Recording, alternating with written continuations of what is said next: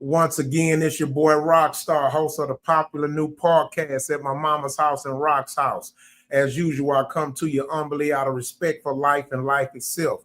And with that being said, I want to introduce you to my all-star panel. You know what I'm talking about? There are no second strings on here. We're all starters, and we're a hell of a team. With that being said, we want to welcome you to another episode of the show. And with that being said, we're gentlemen here, so we're going to let the lady introduce herself first, and then we'll move on down to the rest of the panel. With that being said, Miss Nikki, could you please unmute your mic, let them know who you are, and promote whatever you're promoting real quick, and we're going to keep it going and start the show. Good evening. My name is Miss Nikki. I'm not promoting anything at this moment, but I may be promoting something later on as we continue. That's what's up. First, before we go forward, I want to thank you for blessing us with your presence today.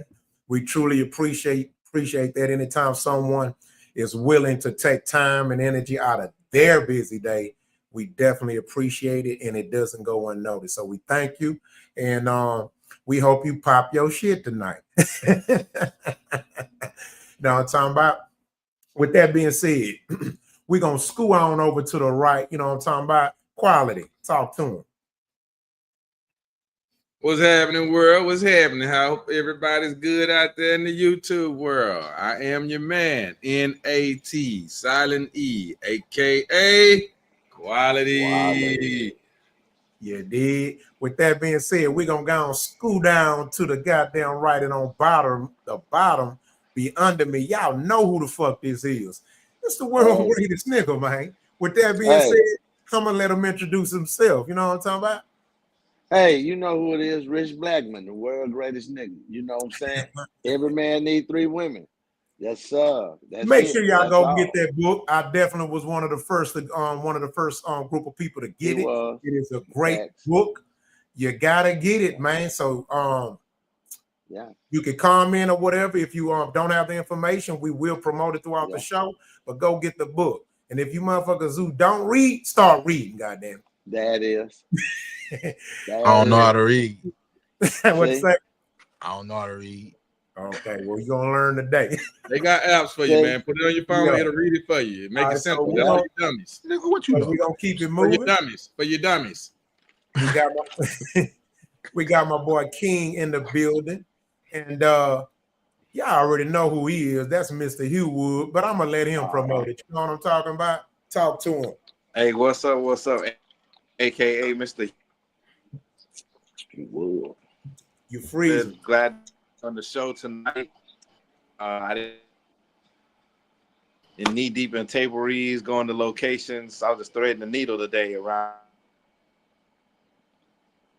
stand up. You guys look good out there as a whole. But no, I'm glad to be on the show, and welcome. Show, like and subscribe, y'all. Hey.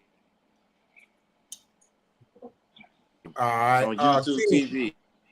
You've been breaking up, so I don't know if you want to kind of refresh it or come out and come back in. It's up to you. My boy sound like a screw tape, man. Yeah, I know. Like you chopping screws right now. What? He brought it back. I'll come back in. Yeah, go out and come back in, fam. Yeah. All right, and with that being said, y'all already know who we let in this thing when it comes to the beginning of the show. It's my damn brother Yogi. With that being said, let him know who he is. You know what I'm talking about?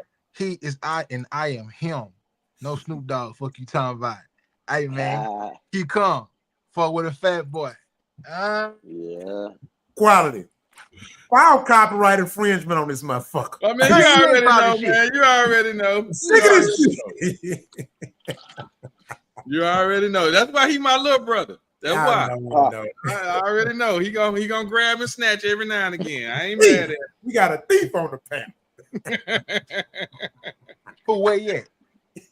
See? Oh man. All right, man. So look here. Man, how y'all week been so far? You know, today is hump day. Before we get started. Gravy train on my end. Gravy train, man. Everything moving as copacetic. Oh yeah. I What can't about complain. I can't complain. It ain't gonna do no good. That's a long ass line. That's That right. complaint line, long than a motherfucker. I'm gonna deal with it. Hey, Yes, you sir. ain't Man. never lying. He said that's a long ass line. Put your head down, Hell move yeah. forward, man. Best thing you can do, man. Hey, Fuck head it. up, chest out. Head Know what up, I'm talking chest about? out. Yes, sir. Straight up. What about you, Yogi? Shit, everything is everything, man. Another day, another dollar, man. We Shit. getting it in, man. We getting it in. All right. I heard that. So I see King still having some technical difficulties. Yeah. Where Miss Nikki go? I think she having some too. Mm-hmm. Don't worry about it. It's gonna be I ain't all gonna right. lie, boy. I'm so glad I finally set up my Ethernet. Well, that Ethernet, the truth, boy. Makes it easy, don't it? Direct connection. You know what I'm saying? Yeah. Direct connection, man. You can't lose. Yeah. That should go. Let me put the princess back in the middle. There she go. I'm sorry, y'all. I had a Ethernet. phone call. Oh, What's the Ethernet? You good. It's All a right, hard line. It's the direct So connection. Nikki, we was asking him, how your week been? I know it's hump day. How your week been? My week was okay. So I have a 3-year-old. She was sick Monday. That's why I couldn't join in on Monday. But other than that, it's been pretty cool. Pretty cool. That's what's up. What's up? How she doing? She good now? She is much better. Yes, she That's is. what's up. Good. What's up? Well, that's a blessing. That's a blessing. Yeah, I know my son, he been in the hospital going on 3 months. So I definitely understand the situation. So you got to take care of that. You got to take it. Yeah. How that's going for you, Roc? That's getting better on that end?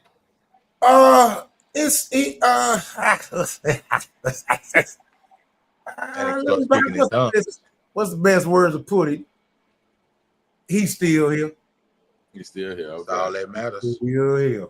Yeah, he's still here. He a fighter, man. That boy a fighter, dog. I even when the doctors have to say he's a miracle, that says a lot. You know what I'm saying? So that says a lot. So right now he having dealings with his pancreatitis. So so we just staying on top of it. We had a good meeting with the doctors Tuesday, about an hour long. And so it was good news. It was definitely progress, you know what I'm saying? Because it was downhill for the last 3 weeks. He was going through it. So, but other than that, man, you know what I'm saying? I tell people you ain't dead till you're dead. Until you're dead, you're alive. And as long as you're breathing, hey, you fine. We gonna get through this. You know what I'm talking about? So, most definitely. Yes. What's up, F-150? Yeah, my big dog there. My big dog. FedEx in the building. That's what's up. Shout out to F-150, man. All right, man. So we gonna go. Oh, there go King. Let me see. King. Yo. Okay. Yo. FedEx in the building. You back. Yeah. You better. I mute your mics. We gonna go and get into it, man. Y'all know what we do. It's time for the icebreaker, baby. Give me just a second. Let me cut this banner out. All right, mute your mics.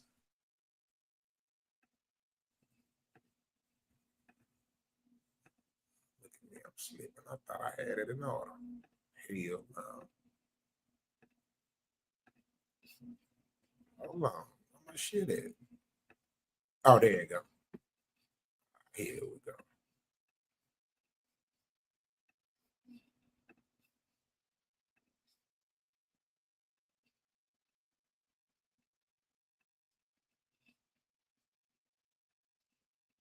That's my mom putting gas because she got no man. Hey, girl.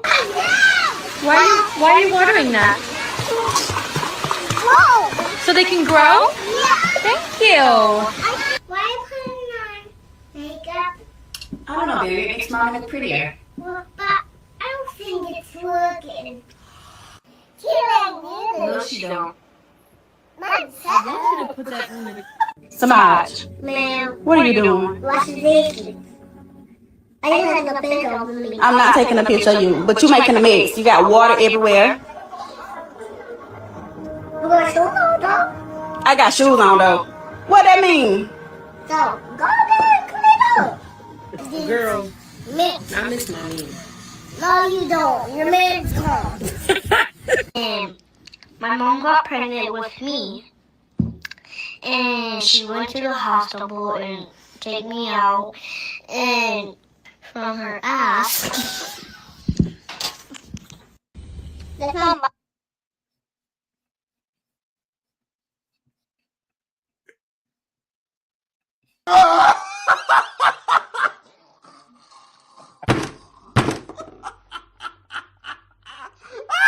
Hey, man.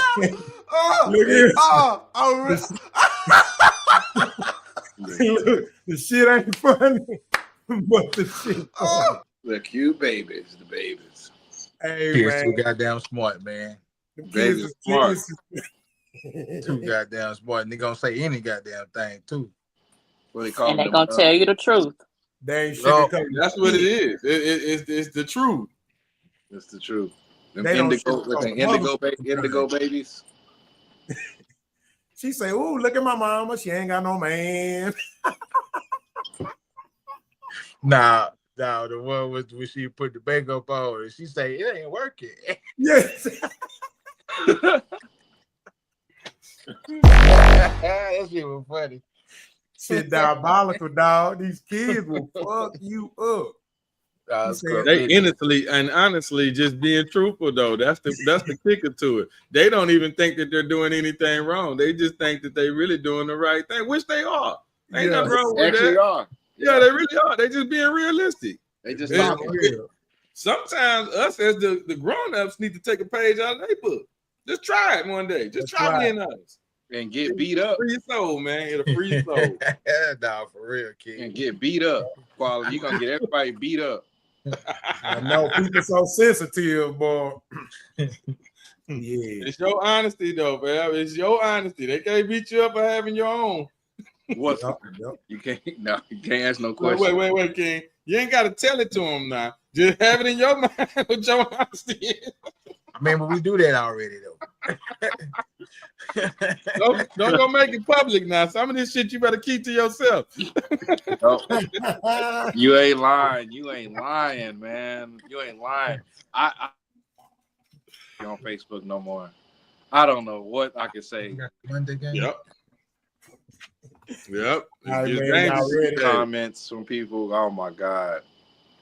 It's getting dangerous these days, man. Dangerous. Fuck them. And my bad on my connection. I'm in my garage apartment, so I don't know if the wifey cut the Wi-Fi off on me or what. I don't know. She cut the Wi-Fi off on you. Probably did. Who knows? Look. Wait a minute. You was being too honest. Goddamn honest. You heard the wordplay though? He said the wifey turned the Wi-Fi. Ah, dude. Bars. Wifey Wi-Fi. Bars. Drop the mic. Bars. Drop the mic. Straight up.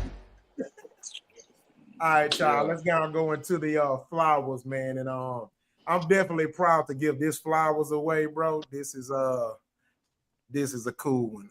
Let me write the time. All right, y'all. Here we go. Mute your mics.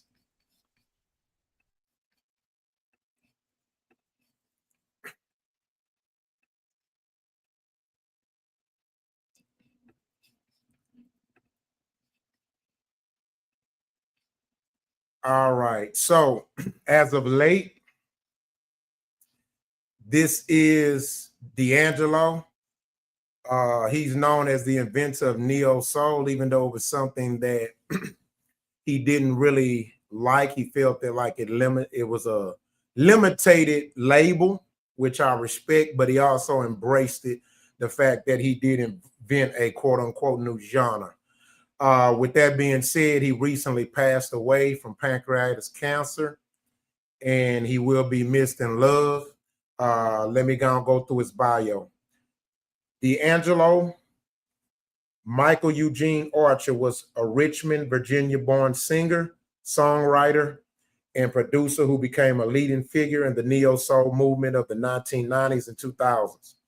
He gained early recognition by winning the Apollo Theater's amateur competition multiple times and rose to mainstream success with his 1995 debate album, Brown Sugar.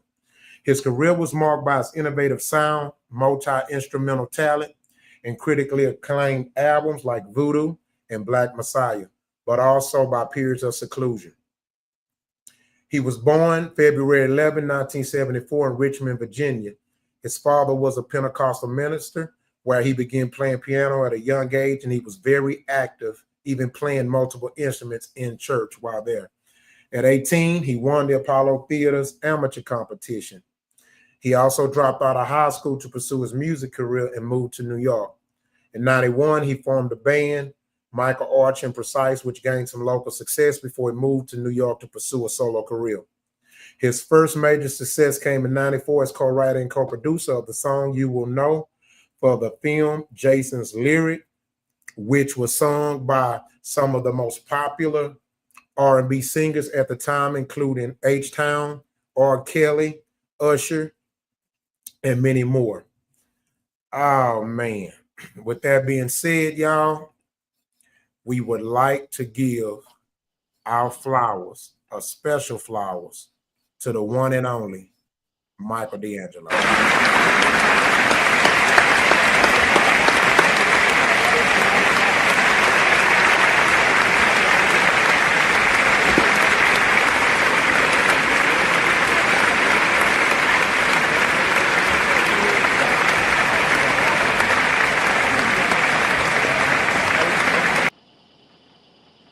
With that being said, I'm gonna keep it short and sweet. I know we got a show to do. I just thank the Most High for giving me the idea to even create a segment of the show where we give people their flowers. I don't see it done. I watch a lot of podcasts. I done did a lot of homework. So this is one of my favorite parts of the show. And I also just want to thank y'all for, adding to it as well as far as this part, you know what I mean? So I notice y'all do appreciate this segment of the show as well. So pretty dope. We've even given some of our own flowers, so it's a beautiful thing. Of course, our goal is to at some point be able to have conversations or actually have someone, if they're not passed away, actually come in and interview them that would give their flowers. But we know I know that can't happen right now, but my thing is hey, that's just motivation for us to keep pushing and get to that point to where people would love to come on here and speak after we giving them the flowers. So, but other than that, I want to just say I'm a proud fan of D'Angelo. I love his music. I'm definitely a fan. I've been a fan. And he also has a kid from the legendary Angie Stone, which is a beautiful thing. And that's pretty much that. So I love all his music. Anybody want to say something real quick and short about him? Yeah. Definitely want to say like condolences to the family out there. Beautiful voice. Beautiful to know that he was, with Angie Stone, and that's a beautiful woman, her and herself, and talented, just crazy. And then, condolences to their son that they left behind that's here. And then just one other thing, just, to lighten it up a little bit, of a little lightheartedness, is that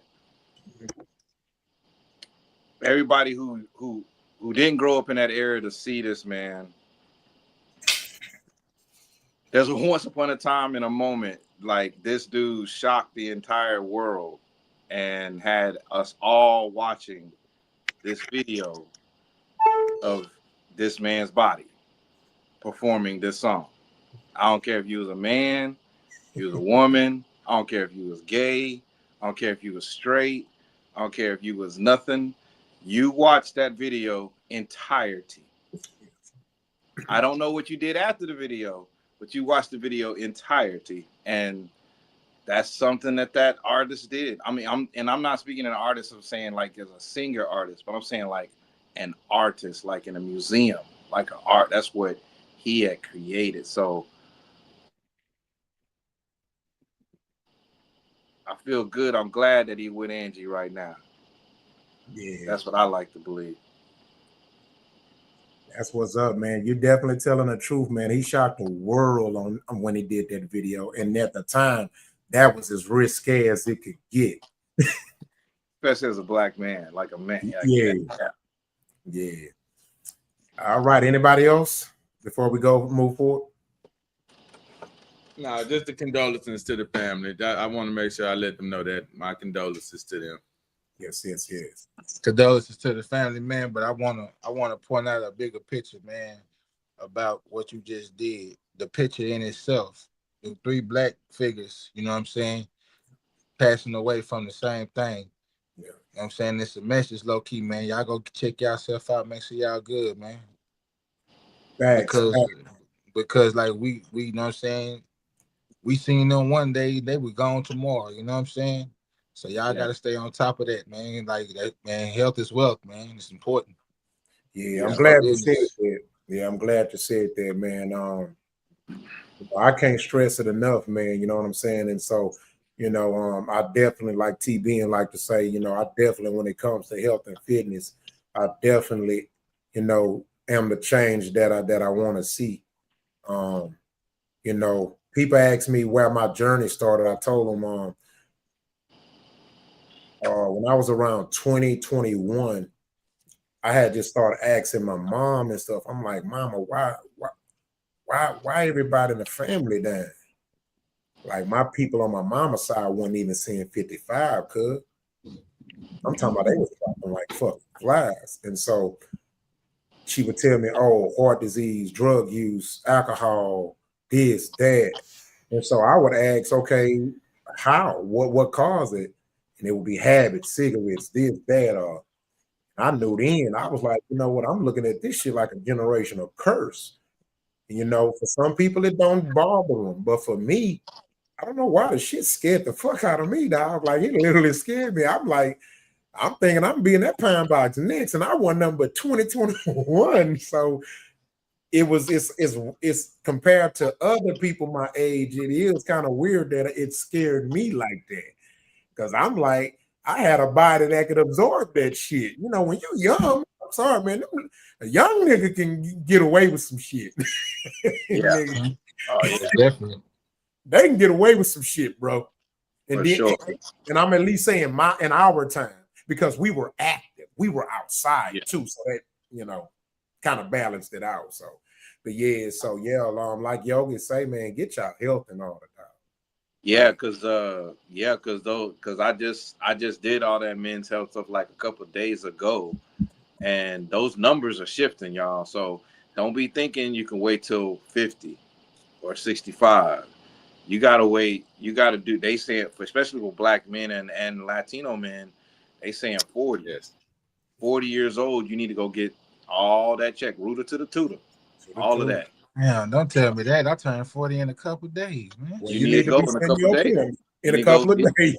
You need to go do your prep and get your prep on.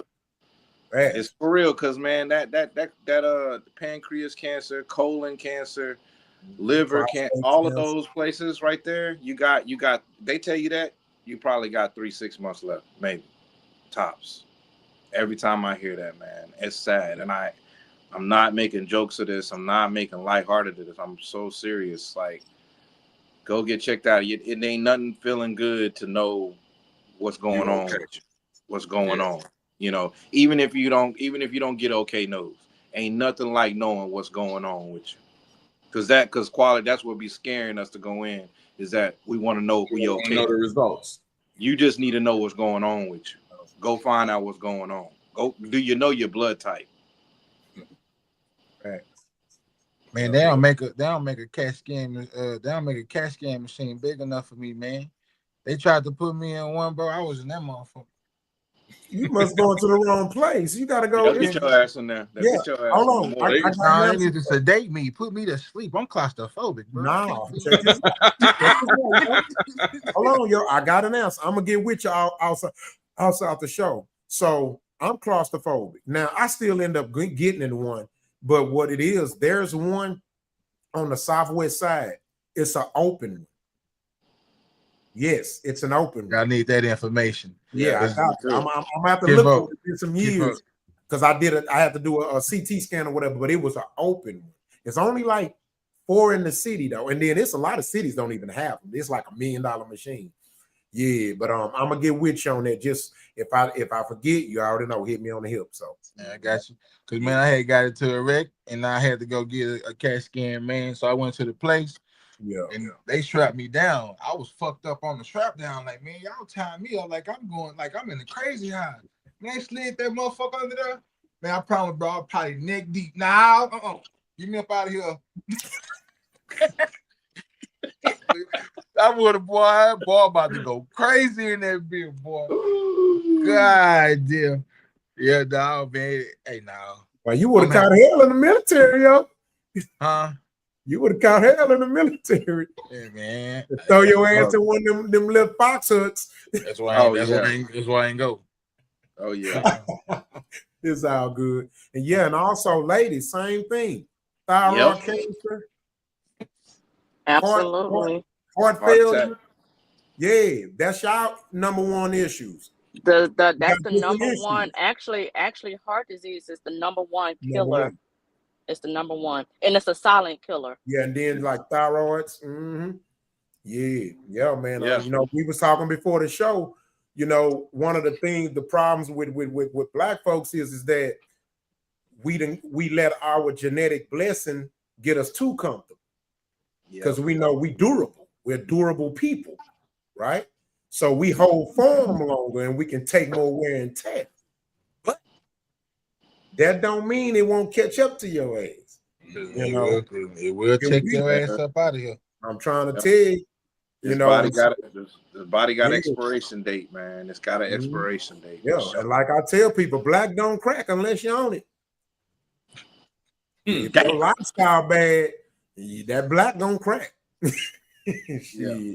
So yeah, you know, so stop thinking just because you genetics can hold your ass and titties up a little longer than other races.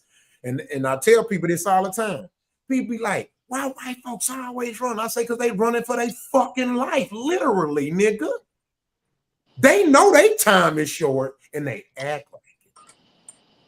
Y'all don't notice that? They act like their time short. Yeah, they don't put seasoning on everything they eat. They always running. Always running for their life. Food be bland as fuck. No, see, goddamn, give some seasoning salt, fam. Yeah. That's why they tend to grow up quicker. But I tend, but Yogi. But I tend to find the white folks that do use seasoning, they usually live below I-10. Well, get your ass on the other side of Memorial. They live below I-10. The white folks use seasoning, like Louisiana and all that down there. They Lafayette and they use seasoning. Yeah, that's facts, man. That's why they age different, bro. Y'all notice white folks 18 is our 25. Shit. At the college, they like, enough. We're dying soon. Let's get together. Let's get this shit together. That's how they sound? Yes, that's how they sound. They sound like we used to sound. We created language, nigga. Where's the world greatest nigga at? Where's Rich at? Oh, man. All right, y'all, let's go and get into it, man. Oh, you know what? I'm going to go through this second one since we were talking about him. This the shit I don't want either. Let me tell y'all motherfuckers that be having these short-lived goals. Hold on. I got to show this one, bro.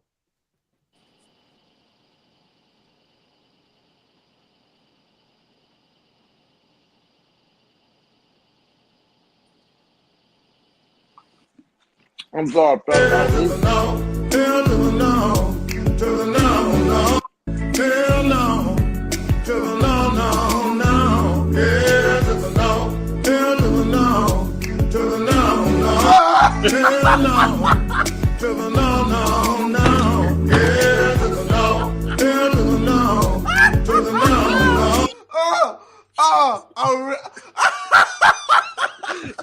That was my ass today.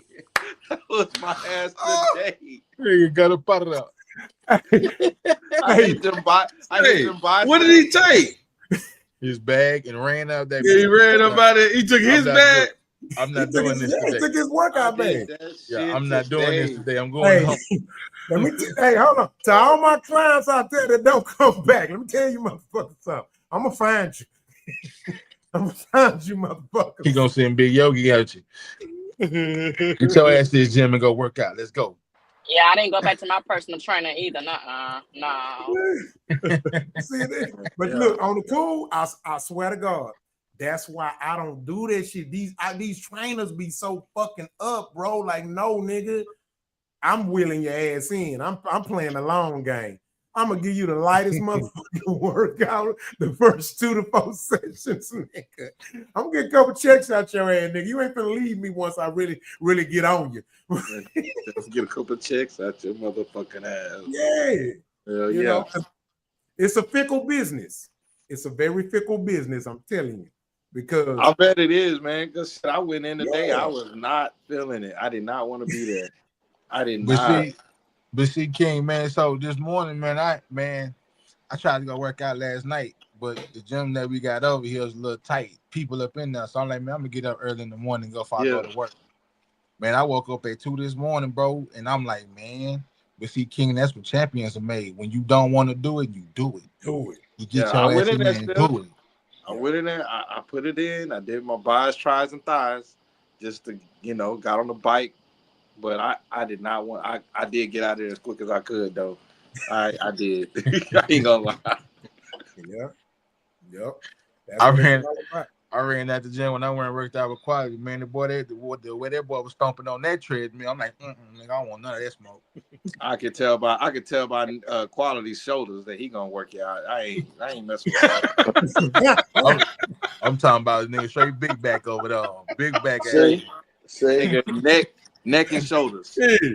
King, I swear to God, ask Yogi. I swear to God, I do the lightest shit. I'm the one you want to work out with. I think Rocker probably do you bad. I think Rocker do you bad. I ain't fucking with Rock. Right shit he said you starting with? I'm definitely not fucking with Rock. I'm staying on that, King. I ain't never going up. That light shit he said he's starting with. I'm staying right there. You're not taking me up no further than that, nigga. I'm staying right here. This is all we doing. I ain't trying to be muscle bound. I just want these bitches to work. Nah, but King on the cool. I'm serious. I'm really not like that. I'm, like for example, I want to know your injuries. I want to know your health issues every day. If you got a bad knee, let me know. Yeah, I don't. And then I don't like the macho shit anyway.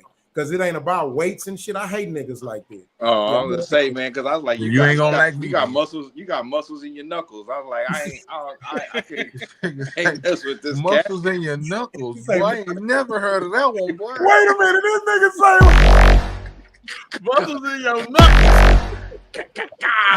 That's a good one. Let me see.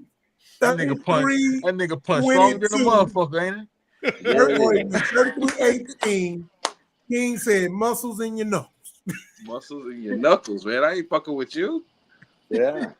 Nah, man, but you can ask anybody like Trust and worked out with me. Nah, I'm more about fun, man. I like to have fun in the gym, man. Yeah. I like to look at women. Yeah, and the number. Don't try start that conversation. I ain't say nothing. Oh, Nikki, you don't want none of that action? You don't want none of that action, Nikki? No. You know what? Hold on, Nikki. See, Yogi gonna be the nigga that I'm gonna push hard because his ass can't stay focused. So, but look though, this the thing though. That ain't gonna scare me, nigga. I'm still gonna be. What are you saying? You know what? It's sad when I have to fire my own client. I'm about to fire my own client, man. Nah, Rock. Nah, let me tell you how I got his ass. You take his ass to the gym at the right time. What time we went to the gym, yo? Hey man, I'm talking about, man. I was in that gym. You ain't finna. Bro, we walked in that gym, and I did one of these numbers, and I didn't see nothing. I was finna go back to the truck. Man, it ain't nothing in here to look at while I work out. What is you doing? Good. See, you niggas are married. I'm not. I'm single. I want, goddamn it, say, man, everywhere I go, I want to. No. They be killing us in there, man. We be fighting for our life in there, man. They be killing us, bro. Man, I already know. That's why I don't like going in there with him. So look, They be the having key shit to it, like- do this here. Take they be your having ass shit in like there about painted 2, on. 3 o'clock in the morning. I promise you ain't gonna have no problems. No man. problems.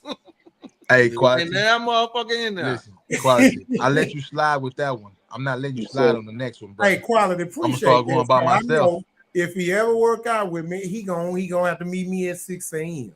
Yeah, nah, see, They 6 be in a.m. there the then. gym gonna be crunk then. It's crunk. See, Hey, a lot of listen, women I go meet you early. at 6, nigga. So we You gotta catch go. your ass about 2 o'clock in the morning. Quality, but check this out, Quality. Check them out. I just work his ass out at the boxing gym. Man. Yeah. Oh, okay, yeah. See, good. Gonna be too many bitches in there. Yeah, it ain't And gonna be we too don't many want them women in bitches there. in there. They'll box him.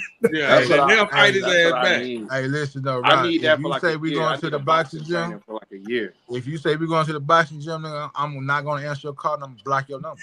How about that? Well, look, Ain't gonna play Quality with you, always gave nigga. me the game. I'ma Hey, just lie nigga. and say we're going to 24-hour fitness. And Yeah, nigga, when there I you go. pull up, That's all and you when gotta I do. pull up and see the sign, I'm going right back home. Fuck you talking about? Yeah, I'm out to file my own client. This He is that nigga that's on the video. He the one running to the Yeah, back him. ceiling and running off. That's him right there. That's that nigga right there. Yeah. Hey, first off, not too much on me though. You know what I'm saying? Hey, you telling on yourself. I don't give a damn. I'm telling the truth. Can I get the candy? The That's Skittles? what's up, man. Oh, All right. So and to add to that too, I just want to let the crowd I just want them to, well, you what niggas the meet fuck y'all is that? once. What Excuse the my language. What is that? That's rich ass. Somebody got some candy? man, you Somebody got can't some make candy? this shit up, bro. Oh Lord, Make sure you Rich. like and Really? subscribe. I thought we're gonna remove the next topic. Here we go. You Here got we to go. be fucking kidding me. This nigga, man. Anyway, all right, let's just sit here. So just want to let you know this is why it's important to get your health right. DMX 50, Coolio 59, MF Doom 49, Craig Mack 47, Nate Dogg 41, Prodigy 42, Shock G 57, Black Raw 51, Irv Gotti 54, Mr. C 57, Rico 52, True Go to Doe 54, Five Dog 45, Biz Marquis 57, D'Angelo 51. Point in case, none of these cats saw 60. Get your That's help. crazy. Get That's your too young. That is entirely too young. Crazy. Too young, bro. That's too young, bro. That's too crazy. young. Yeah, that's crazy, bro. Hello, Shantae. We thank you for tuning in. We thank you for watching. How you doing, man, Shantae? Hey, Make sure. Damn, Shantae, we all on here. Hey, God, Now, she ain't speak to all y'all. She spoke to Rock. damn, Shantae. She Shit. spoke to Rock. Hey, Shantae, She Yogi spoke gonna to speak Rock. to you. Hey, Hey, Shantae, how you doing? Disrespectful ass shit I ever seen in my life. God damn it, Shantae. Quality, Hey, quality. You Rock. sound big She man. spoke to Rock. My bad. Hey. All right, man. Let's go and get into it, man. Rizzy in the comments. Rizzy. All right, let's get it going.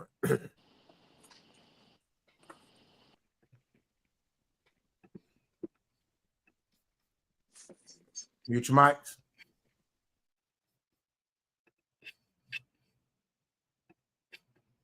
Son, I'm so sorry. I missed so many important moments in your life. My dear ones, don't waste your time on sadness. Live in the moment. I love you so much.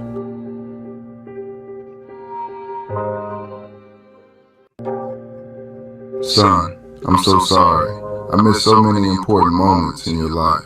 My dear ones, don't waste your time on sadness. Live in the moment. I love you so much.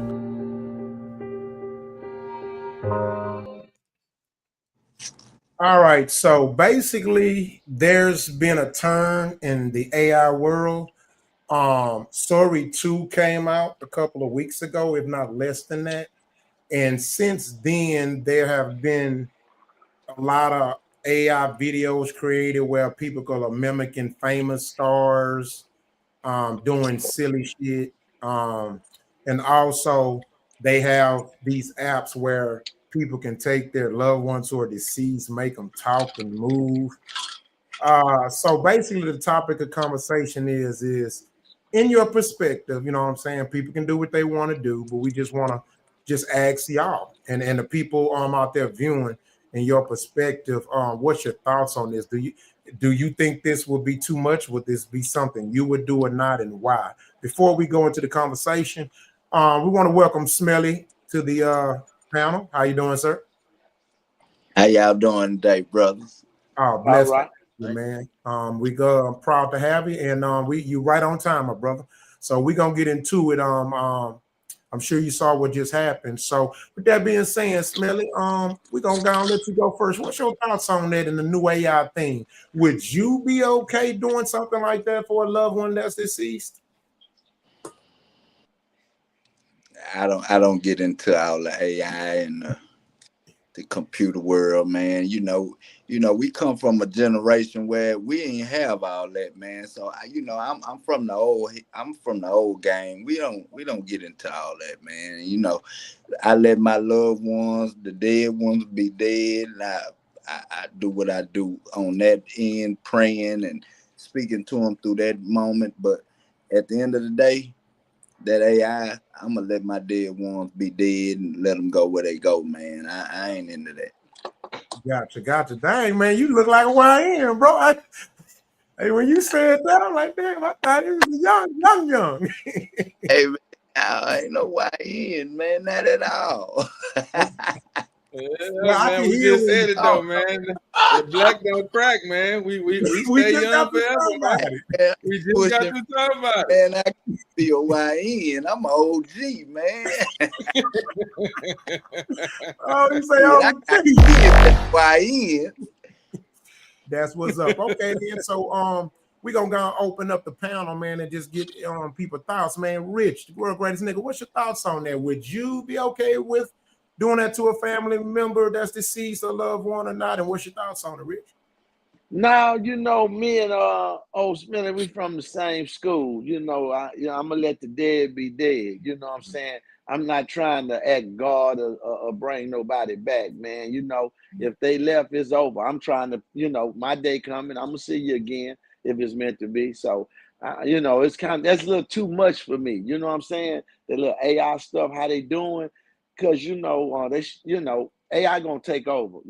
I guess that's what they want. It's gonna thank fuzz. It's gonna be able to do whatever. So I'm not cool with it. Gotcha. Nah. Okay. All right, Big Yoga, what's your thoughts on it? Would you be okay with doing the deceased loved one like that? What's your thoughts on the whole thing? Man, so first off, bro, like just according to the video, man, like you getting a computer to talk for your people that's gone. You know what I'm saying? That shit ain't even genuine. You know what I'm saying? First of all. Second of all, man, it depends on who that loved one is, man. Like certain deaths bring certain kind of pain. Why would I want to untap that pain that I already got over? You know what I'm saying? So nah, bro, I ain't cool with that shit. That's that YN shit. Gotcha. All right, shout out, man. What's up, Ben? Good to have you here, man. What's up to the panel? All right. And so quality, what's your thoughts on it? What's your take on it? Would you be okay with doing that with the deceased loved one? And just what's your thoughts on people doing it in general? It's clear to me that us old school, we all think alike. That's some bull. I don't want nothing to do with that. That ain't got. I don't even see the understanding of it. And for me to leave a message for my loved one, gone, this is what he gonna watch afterwards, or for them to create it or whatever. See, that's stupid shit. More than likely, I'm gonna do my best to try to tell you what I can before I leave. That means I gotta start telling you now because I don't know when I'm leaving. So that's my message right there. I don't believe in them subliminal messages and all that. I ain't with all that. I'm gonna do my best to tell it to you while I'm here. Gotcha. Okay, so we're gonna go to you, Ben. Basically, it's a video. I'm sure you've seen it. Basically, it's a video where Survey 2 came out, and since then, you've been seeing like famous deceased people in videos doing all kind of stuff.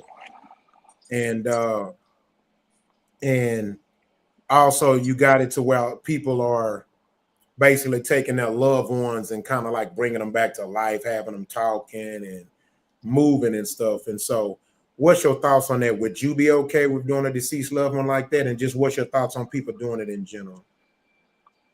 What were we talking about? AI. Sorry, 2 came out, Oh, they'll take dead, deceased people and make them yeah. move, Uh, and then they got famous people literally like full body just working in wild. Like they showed one Michael Jackson working in Walmart, getting into it with somebody and stuff like that.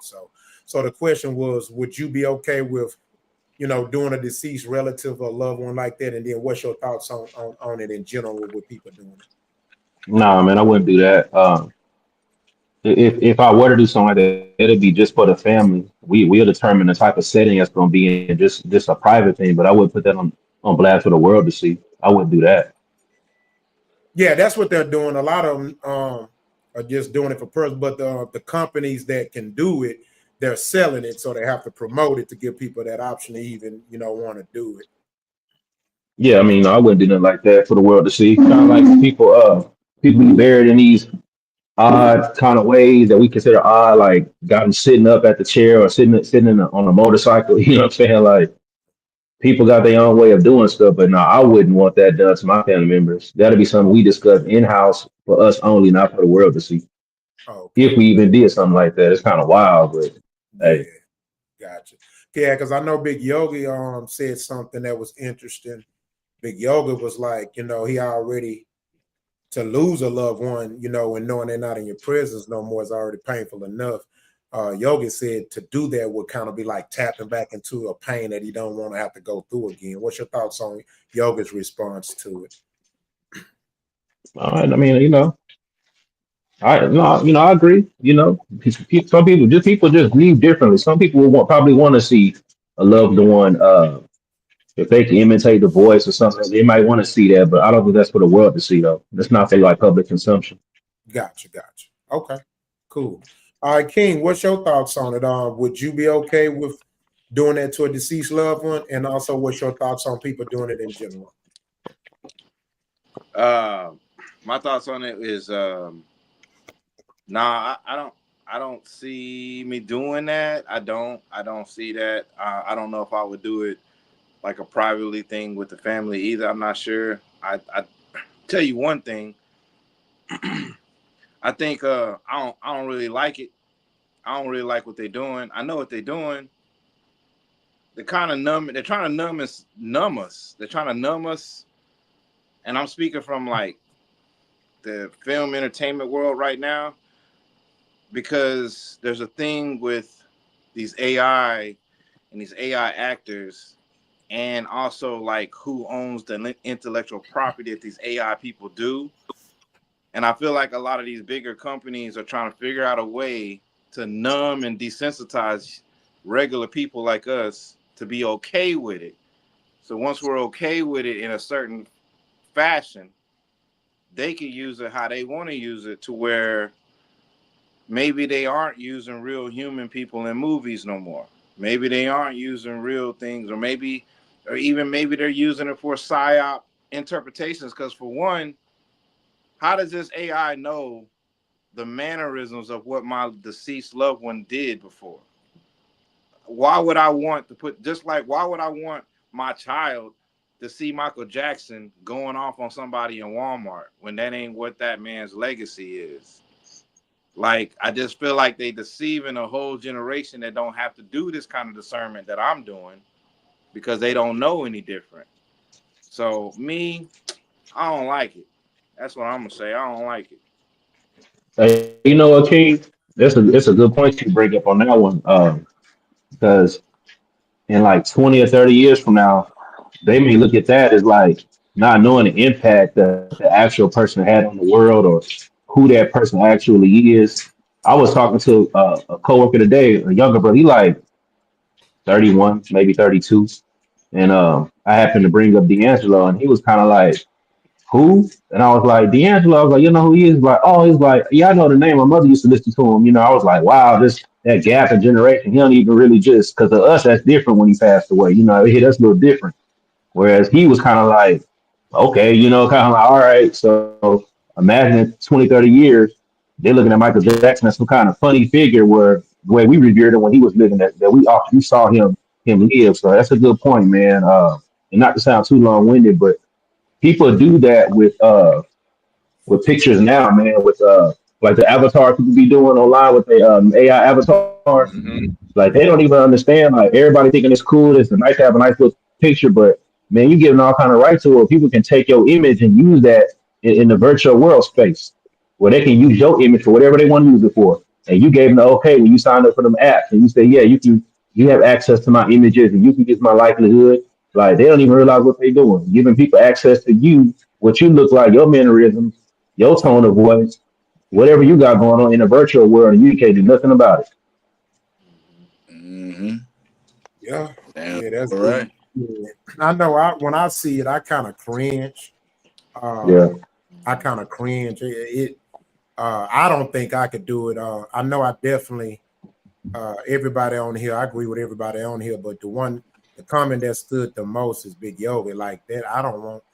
For me, I would be tapping into a pain that I really don't want to relive. You know what I'm saying? Because at a certain point, you do get a level of healing after, you know what I'm saying, after accepting that they're not here anymore. You know what I'm saying? You know, the psychological dopamine kind of wears off, you know what I mean? When you know you're not getting the calls no more, you can't visit them no more, the number don't work no more. So yeah, that would kind of hurt me. I wouldn't want to kind of relive that pain again, you know. Yeah, And because it's not like you, and then it's not like you got over them. It's just you learned how to live without them. Yeah. And when you do some shit like that, you're gonna tap into a pain that you didn't already then learn how to you didn't adapt it. You know what I'm saying? So yeah, that shit, I'm cool on all that, bro. Yeah. And then it's like where does it stop? Because we know we have abilities to make holograms. Man, So and now you then got like I seen some Gotta shit, think man. about it, in about 10 years, people giving, like my boy said, they gonna give up access. They gonna be able to put you on a crime scene and you wasn't even there. And you wasn't even there. Put you bingo. where Crazy. you wasn't even Hey, at. since we And they going, against you in the court of law, and it's gonna be justifiable because you gave up your rights to be pronounced as an AI. To be Yep. you. you know, Yep. You're not you no more. since we going on conspiracy, you know what I see the big picture, because I was reading the book and the dude said this. From Jurassic Park to now with the AI and the holograms, they're gonna try to bring back Jesus and fool people. That's what this dude was saying. He was like, that's why they having you to accept this kind of stuff, because they're gonna say they found some kind of DNA and they're gonna bring back something supposed to be like a Christ something, and they're gonna bring it back like they did the dinosaurs. I was like, man, this dude crazy, but he was making sense how he was doing. That's just a conspiracy. I'm just saying. That's some shit, because it could be a bigger picture. You know what I'm saying? Because It's definitely a bigger. if you accept Definitely. the hologram thing, you would be easy to accept when they say Exactly. this here. So that's Oh how it's yeah, like Exactly. they priming, and spoon they feeding do you it, right and they now. do it. Yeah, they Yeah. They spoon spoon feed. They feeding you do it. right That's now, Smelly but why. on it. they gonna That's why force it's feed called you in a minute. program. Television Yeah, Smelly is on programming. it. They are programming. That's what they tell you. Program. So Now Mm-hmm. you know what's ironic about what you said, Rich? Because when I talk hear to what me. you said, you know what that ties me into? It What's that, ties my me brother? into when Ben, brought up the conversation, because he was the one who had me make that a topic on one of the shows about the AI robots, and I'm like, it seemed like it's gonna get to the point to where, say your wife died, your husband died, you could just recreate them. Mm-hmm. That's strange, Now bro. that's some Mm-hmm. creepy shit. That's strange, bro. Now, that's other level creepy. Yeah. Hey, but it's some creeps out here that are accepted though. Yes. Yeah. Mhm. That's what I'm trying to That tell you. is. It's fucked And up that out here. and them the creeps that's putting fuel to the shit to push it forward. Like, come on, man. That shit weird, bro. Yeah. And That's like my weird. boy said earlier, just think of the little kids that's growing up. They don't know nothing. They think all this is just whatever it is. So when Yep. they get older, they gonna bring back people that we had the honor of meeting back then, they gonna bring them back, and they ain't gonna think nothing of it because they done spoon fed them for so long. Yeah. Then force feed them at the end to think these people still around and think these people still roaming the earth. But see, that's So I but think see, it's a I feel bigger. like What I'm saying, I think is the bigger picture to the whole program. I feel like it but is. see, I feel like on that point though, you know what I'm saying? Us as the people that went through the generation where all this shit what didn't exist, gotta school our kids on that dumb shit, man. Nah, this ain't what it is, bro. Exactly. That's why Exactly. they know we're trying to do that, Yogi. That's why these distractions keep coming faster. That's why they come faster. Yep, the hoes at the gym. I'm telling you. Exactly. You're not wrong. You're not wrong. But man, out of all the This distractions, nigga so dumb, man. He's so dumb. Y'all know what that means. The segue to the next topic. Yeah. Hey, good shit, bro. Good shit, y'all. Good shit. like and subscribe. Hit that like button. Say it again. Say it again. Hit that notification bell and redo it because sometimes it'll kick you off on YouTube. Subscribe to it. All right, so here goes the perfect segue, y'all. Man, I don't know how it be happening, but these segues be connected.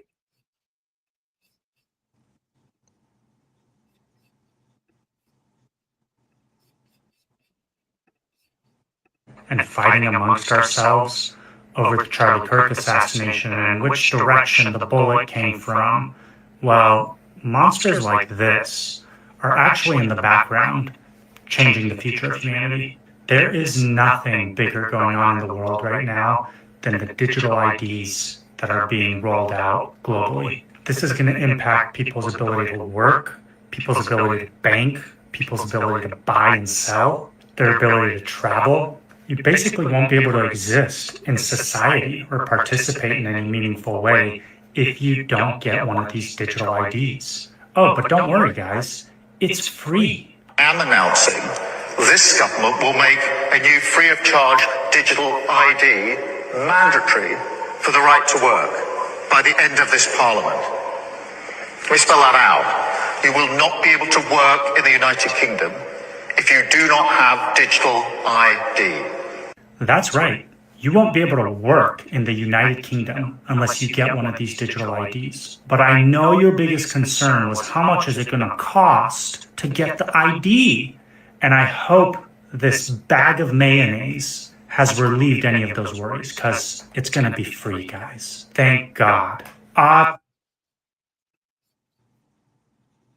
right, so basically one of the few countries that has fully implemented digital ID, digital currency, which means that anything you purchase, you have to use it, you have to do it digitally, which means it's monitored. I think it's China. I know for sure UK, Sweden, Canada has implemented systems. But of course, like he said, they're spoon feeding you. They're saying it's free, it's voluntary. But places like the UK or whatnot, in China and in India, it's mandatory. Don't quote me on that because again, I do my research, but I don't live in these countries, so I'm just going off my steadfast research. And some of them, there are some verifiable sites and stuff that I have checked, but nevertheless, it is official in some countries. With that being said, the topic of conversation that I want to ask you guys to talk about is one, if they attempted to do that in America, in your heart of hearts, would you succumb to that? Which meaning that you could possibly face not starving, not being able to buy food, might have to look at your kid and you be like, "Why I'm hungry?" And you be like, "Because I'm fighting the fight."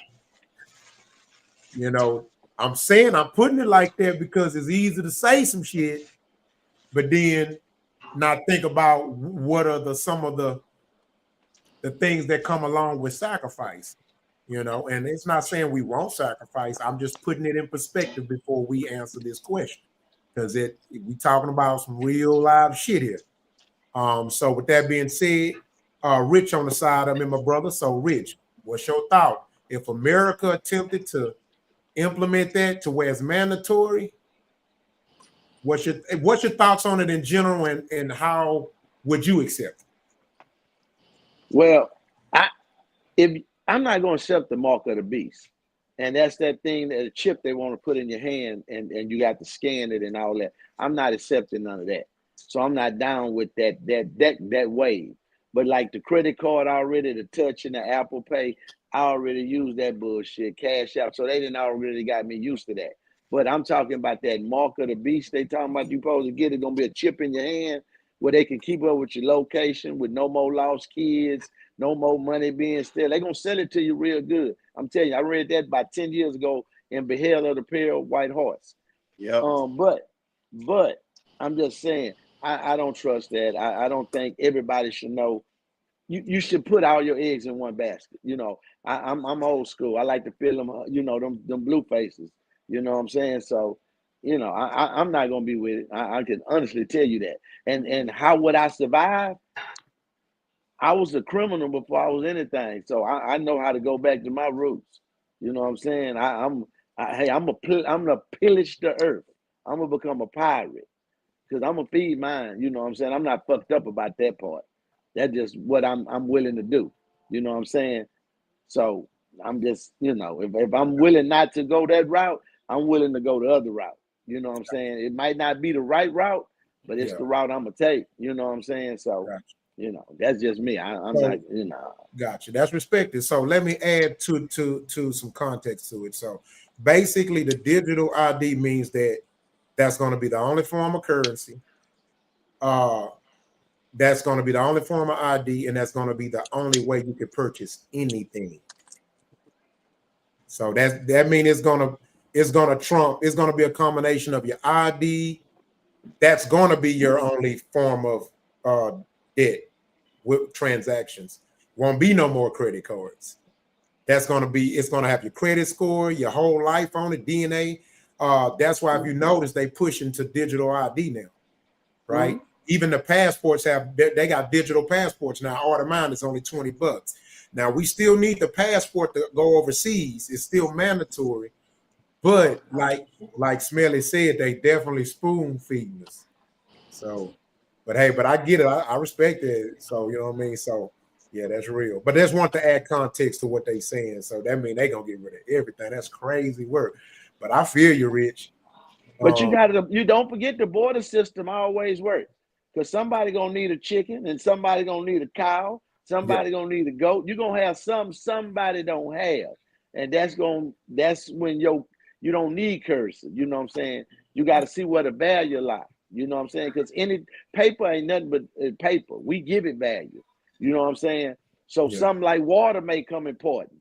Milk, eggs. I remember eggs just was damn near $10, $12 not even 6 months ago. So little shit like that. Toilet paper.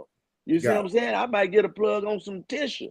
And tissue high. I can give you So King, since you finna speak, let me ask you this. I mean, where are we going? Yeah, that's what I'm saying, because you won't even be able to work if you don't accept it. Yeah, like where are we going? I mean, we live in America. If this here, that's how we pay. I mean, I gotta have a driver's license. Yeah, you won't even be able to work without it. If you don't accept it, you won't even be able to work.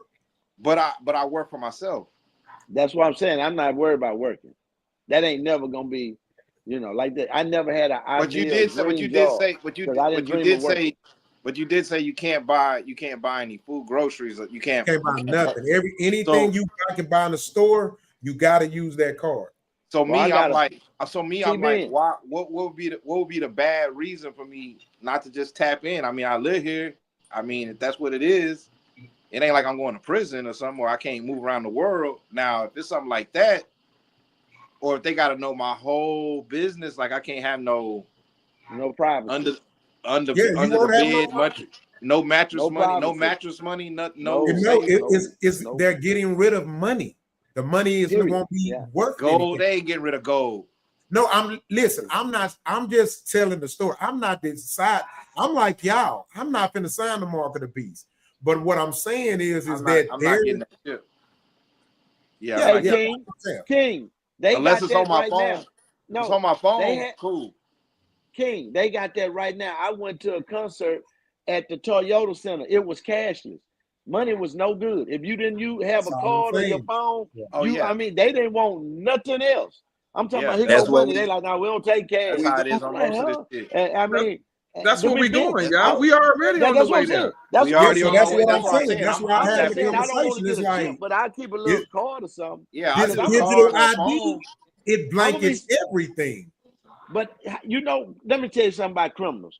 They're gonna be selling fake IDs. They're gonna be filling a whole profile. So it's ways to get around it if you somebody's gonna have a QR code. Yeah, you're gonna have to get around it. It's gonna be a way to get around this way. Trust me. Look at it this way. Right now, they are already programming you by doing the little things that you just said already. You're doing. Oh, the Apple Pay. Okay, that's a little small programming of okay. I'm gonna take that from you, and you already got this. Oh, your card now, how you can just tap it. Okay, I'm gonna give you a little bit more, and now you got that. And then it keeps going further and further and further. But hold on, like, you got to realize now, 5 years ago to this day, 5 years ago, they told us we had to take a vaccine to keep working. I know some of my brothers lost their job because they failed to take the vaccine. Yes. You hear me? Yes. You hear me? So at this point, now the vaccine is a problem. Now you don't have to take a vaccine. I had to wear a mask in a store or I was kicked out of a store. So everything they doing right now is a trial basis to see how you niggas or we niggas or these people gonna react to the situation. And if we don't react to the situation in accordance, then they can't uphold it. So we as brothers, we have to teach the ones that we're raising, teach the ones that we can reach to not be accordance to this shit. Now, at the end of the day, if they do go cashless in the world, I'm agreeing with my boy Rich. We got to get back to the basics. We got to grow our own food. Shit, nigga, you got deodorant, I got toilet paper, you got water. Hey man, we gonna have to do this shit in accordance. We're gonna have but to at the end of the day, everything right now, they trying on us in America what they trying in these different countries, because that's the golden, that's what they trying to do. Everything is going digital. The money, the ID, whatever we doing is going digital right now so they can keep a tab on us. Because the ultimate goal, and I hate to get into this conspiracy theory shit, but the conspiracy theory of it all, they trying to kill us off. So we can't teach these youngsters. They trying to they trying to kill us old heads out. That's why all the old people was dying in Corona, because they wanted to kill the old. So we can't enlighten these youngsters on how to do certain shit, how to farm, how to barter. They don't even know what barter mean right now. Yeah. So at the end of the day, man, we gotta wake up right now and beat this shit before it beat us. They don't even know how to preserve vegetables. Don't even know how to preserve vegetables. T-Ben took them little boys and taught them how to fish. He didn't bring them none. He taught them. He didn't just so take boys. He took children. He took children. He didn't just take boys. Children. You're absolutely right. Boys and girls. Let me add to this too. Hey, everything y'all say has merit in it too. But I want to just let this be known, because we do have a demographic out here. Also, you know, we got a lot of lost YNs, but let's not get it twisted. It's a bunch of woke YNs out here. Yeah. Who ain't having this shit. Yeah. So I don't want to just, you know, I know y'all not talking about all, but I still want to give that credit to them. That's good. Because it's kind of been a universal statement made between us all. But it's a lot of YNs out here. They ain't with this shit. You know what I'm saying? So shout out to them, the ones who aren't going to buy into it, who are going to stand up, you know, against this, what I would call a form of tyranny like us, because, you know, they are our soldiers. You know what I'm saying? To a certain extent. Now, I want to play devil's advocate, right? I agree with all y'all. You know what I'm saying? I know I'm not gonna sign up for it, but I have to play devil's advocate because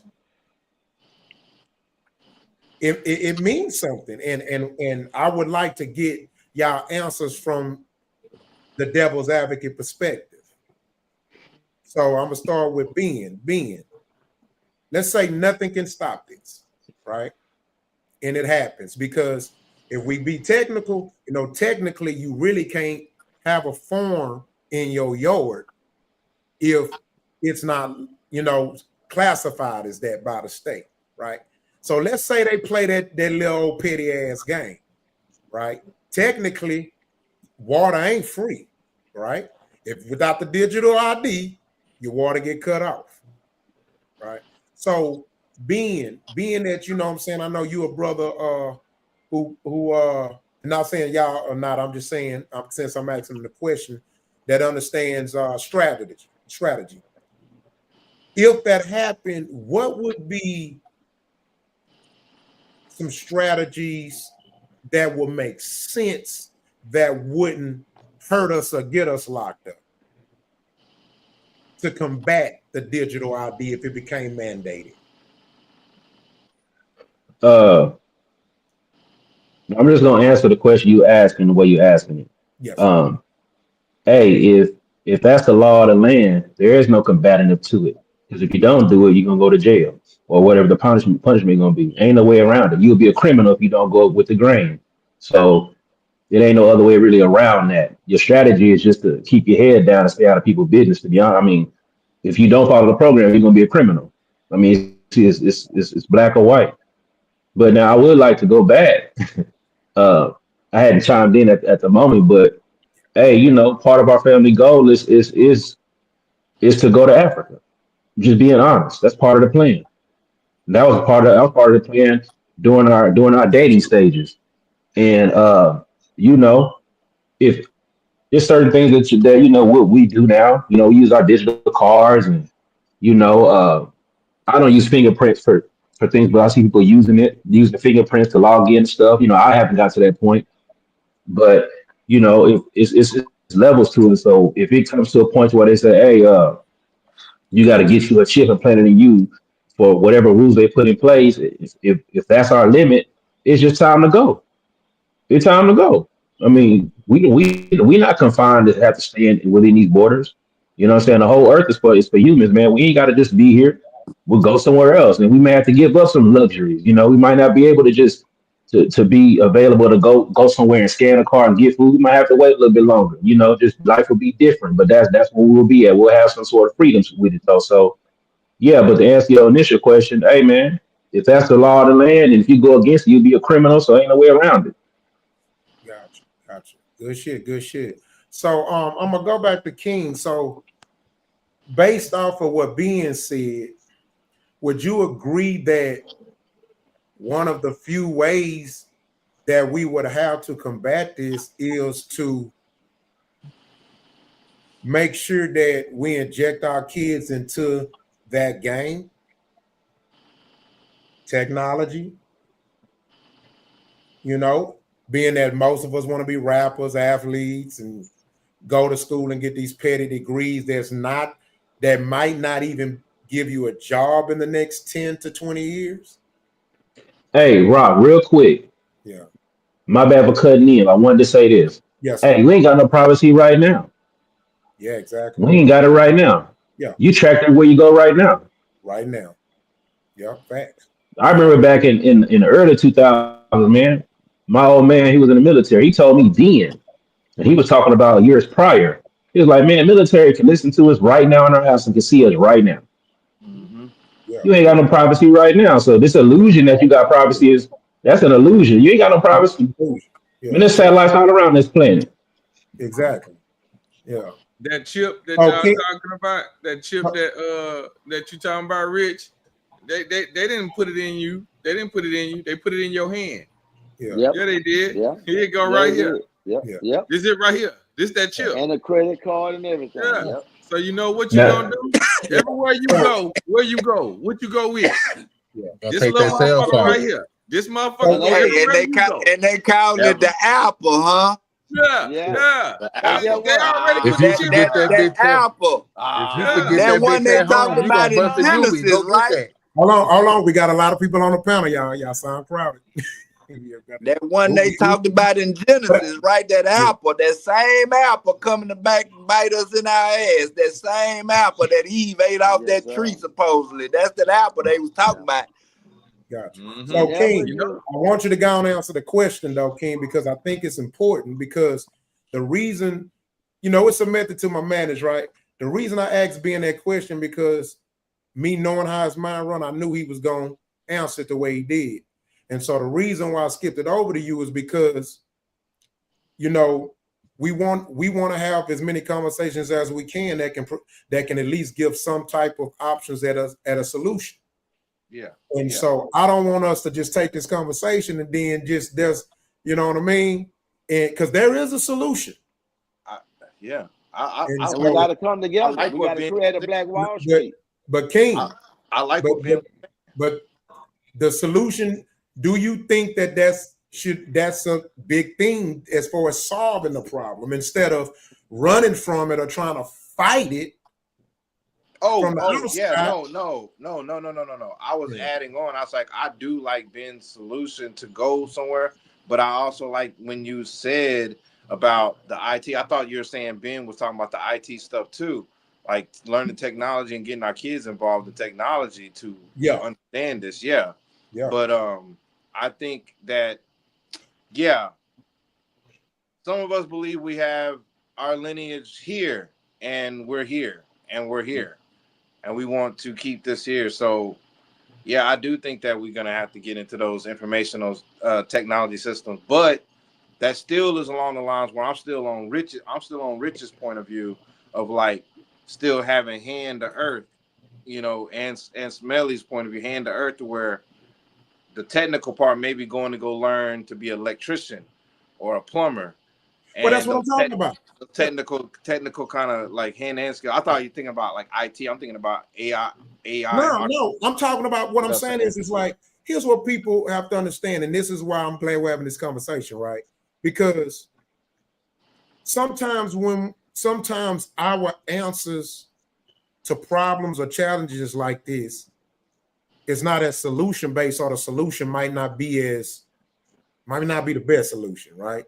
And so, for example, right now, what has become instantly one of the most sought out jobs is electricians. You want to know why? Those supercomputers need electricians. Now, that's a regular job, right? It's like, what I'm saying is it's like a 9-to-5 job. But instantly, since AI, it then became one of the biggest demanded jobs in the world. Great. But I also want to pigtail on too. Is like, I do feel like if we do have some sovereign nation that we could run to in Africa and have that, cool. But again, a lot of those nations over there are still corrupted and ran by these same UK, France places that. But this is my whole point too. So you're just gonna run to another problem. Yeah. Well, no. What I'm saying is there are options, right? You gonna get down or you gonna lay down? You gonna get out? But see, Roc, if it's predicated upon the devil's advocate perspective, then it's like you don't have a choice, right?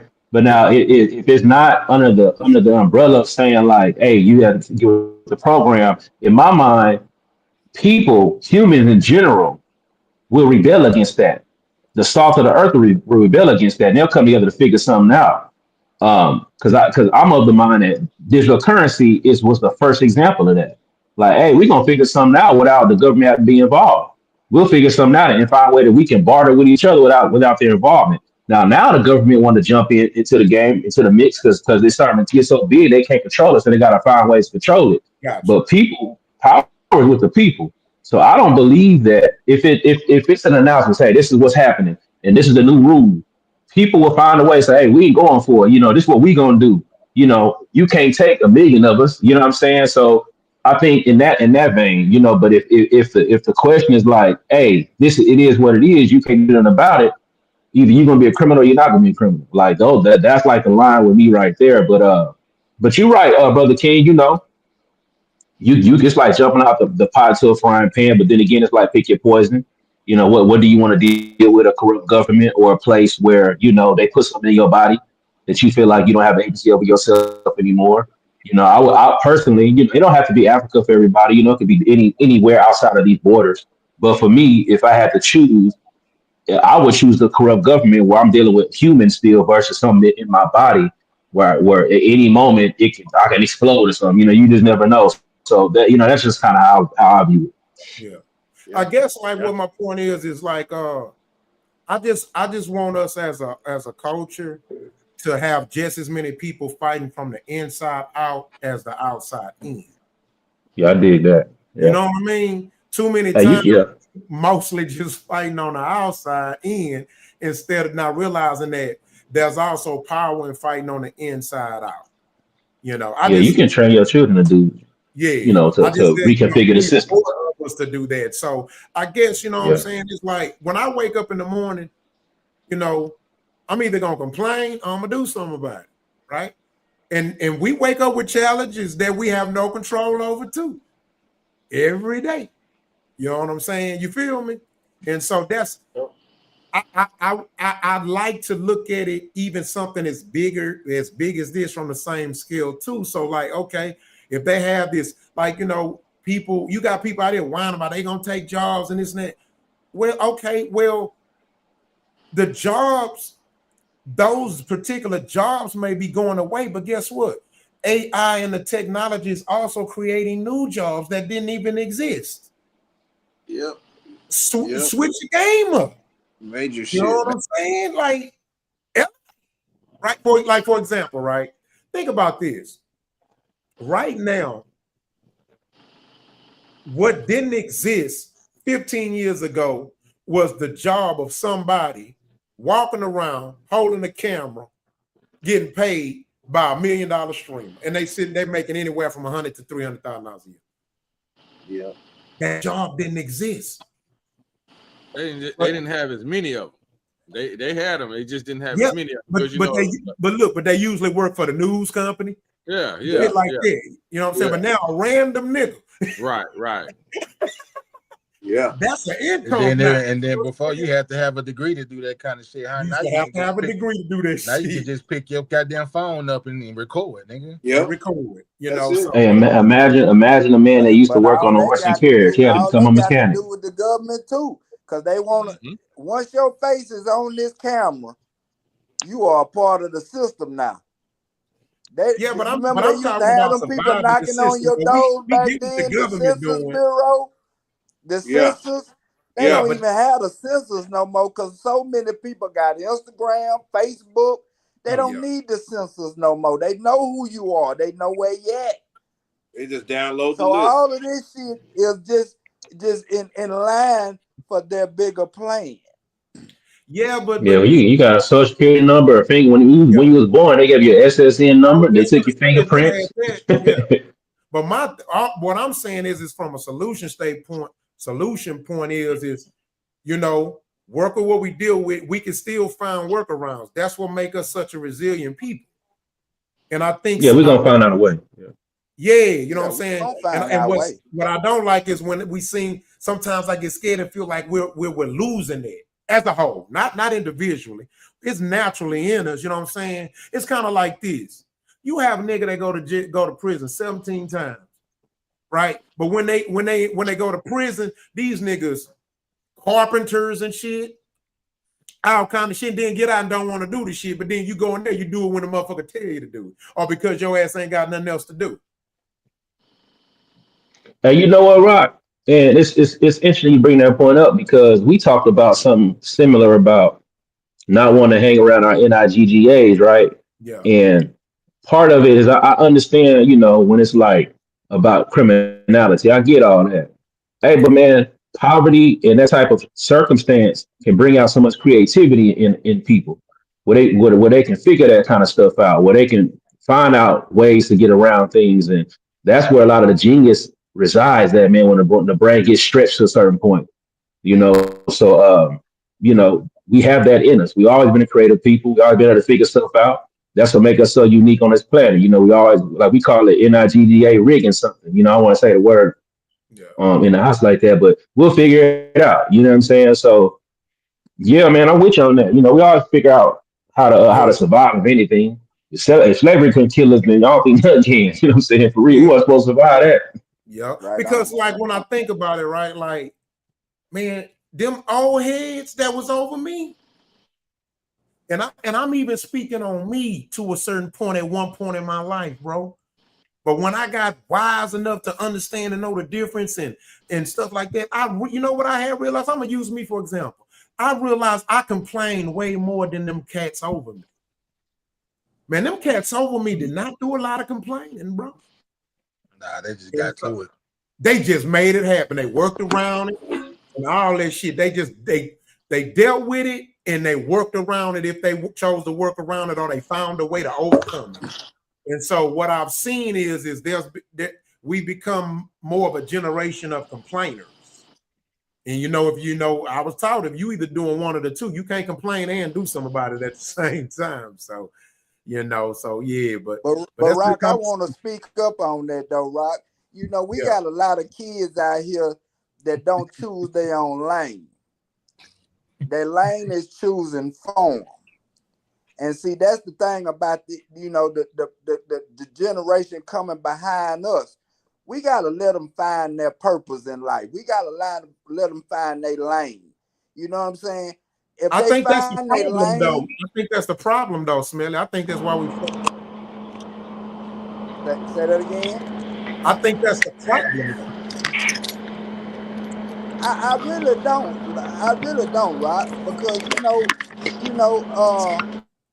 that's why these old heads that you speaking of didn't complain, because they stayed in their lane. They knew I was good with my hands. I'm gonna go to work and I ain't gonna whatever I got to do, I'm gonna do it. You know what I'm saying? They stayed in their lane. They didn't complain because they stayed in their lane. They stayed with their purpose. I'm asking for understanding. So explain to me what you mean when you say they stayed in their lane. Because I'm not sure what you mean. So educate me on what you mean. Because the old heads that you speaking of, right? This man might went and did a plant job back in the days. He was good with his hands. He didn't go out here and try to sell food on the corner or barbecue at the club or this here.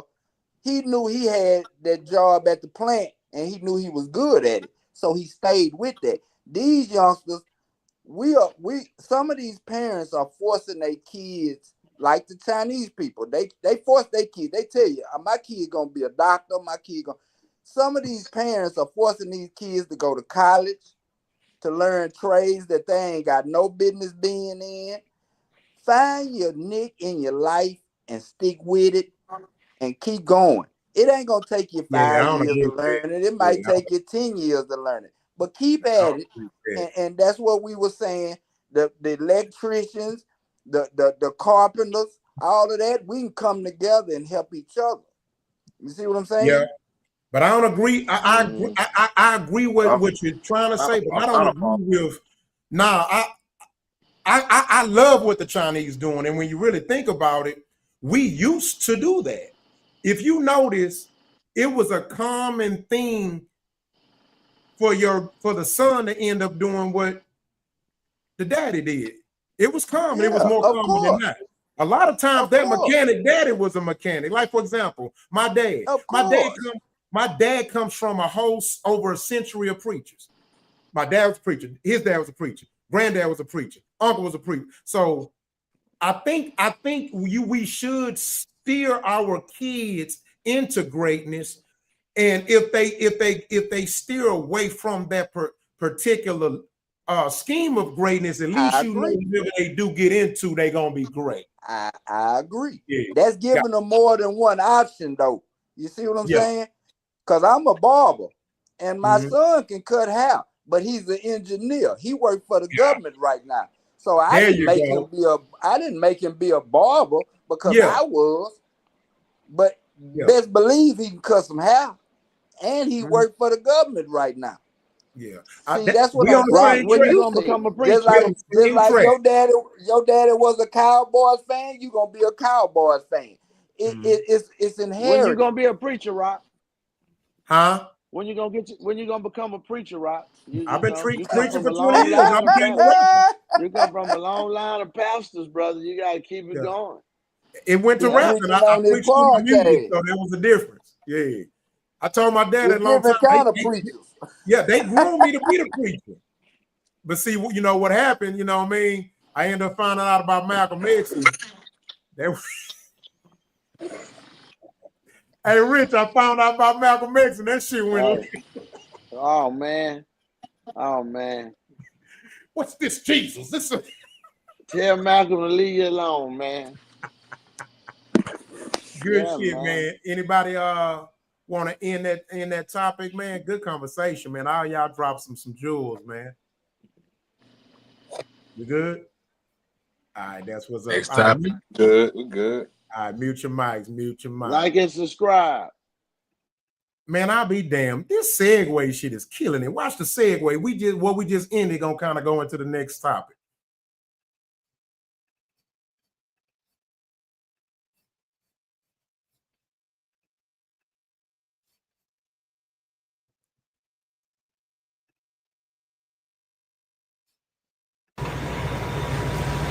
It's a thing where people praise the son more than they praise the father. And that's what I don't like. Okay. Because if we are man made in a likeness, Jesus is our brother. You get what I'm saying?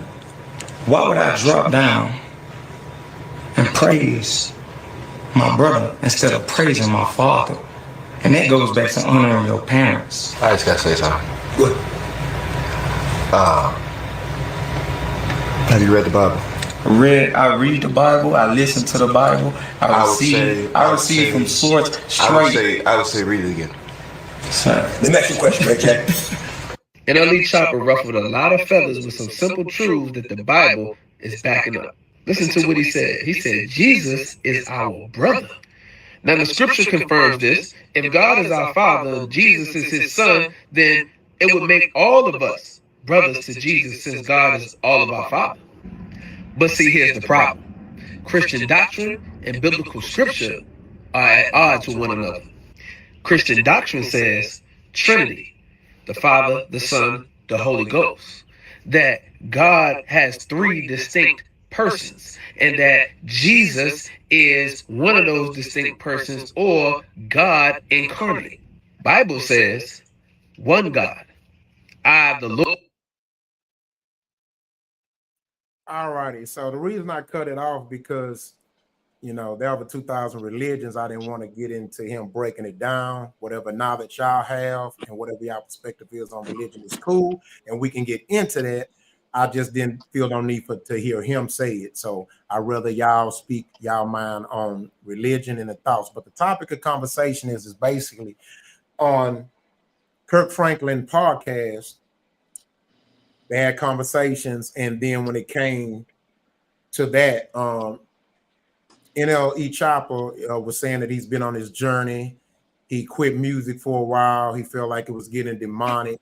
I am proud of him in as far as that aspect because he was starting to scare me. He was definitely seeming suspect. And so he took some time off, get into his spiritual realm or whatnot to attempt to become a better person. So when he made the comment, as you see, it got, I forgot that dude's name. Jonathan Majors. Yeah, Jonathan Majors. He caught offense to it, which I don't understand his perspective. It's cool, but he started questioning about reading the Bible. And then if you watch the show, which I did, it got heated. You know what I'm saying? I thought Jonathan wanted to fight the damn boy. So, you know what I'm saying? But anyway, you want to chime in? What's y'all thoughts on this? I don't think he said nothing wrong. I don't think if you read with understanding, you would understand what he's saying, and that's not hard. But like he said, that's a fight with the Christians and the book. You know what I'm saying? They want to tell you their interpretation of it. That's the problem. You can't tell another man, you know, his understanding, because that youngster read it and got an understanding.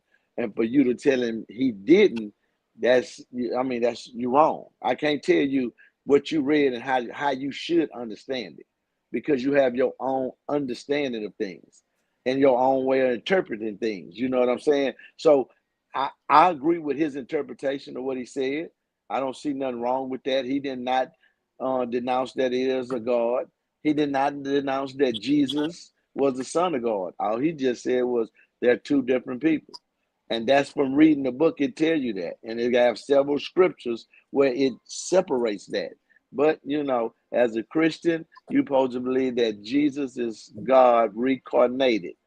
And that's just their belief. And they stuck with it. You know what I'm saying? You know, I'm not here to throw stones and say who wrong or who right. I'm just saying that's just his interpretation of the book and that interpretation. And if we keep fighting right there, we ain't gonna ever get together. Because if the boy read the Bible like he said, and y'all Christian men, it should be no, you know, y'all should be able to come to terms because it's the same book. You know, it shouldn't be a pissing contest when it comes to God. If everybody trying to get to a God, you know what I'm saying? You know more God than I know. That ain't a competition. You know, shit. So I just don't, you know, I just don't understand people sometimes, you know, when they say or do certain things, but I don't see what a youngster did nothing wrong or said nothing wrong. You know, he was soul searching, that is. Gotcha.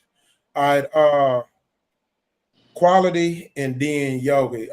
Quality, what's your thought on the conversation they had and how Jonathan Majors responded, and just what's your thoughts on it, on the whole subject in general? You know, for me, the way Jonathan Majors responded, I mean, I don't think that was necessary. You know, people have their, it's what Rich said, people have their own ways of interpreting what they hear or read or, you know, want to believe. So at that point, sometimes you can't change people. You can try, you can communicate and try to see what you can do with them.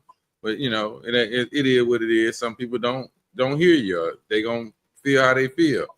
But I go when it comes to this Bible thing, and I know this may ruffle some feathers or, you know, make others not, you know, may not agree with me, but we're talking about a book that was wrote years and years ago.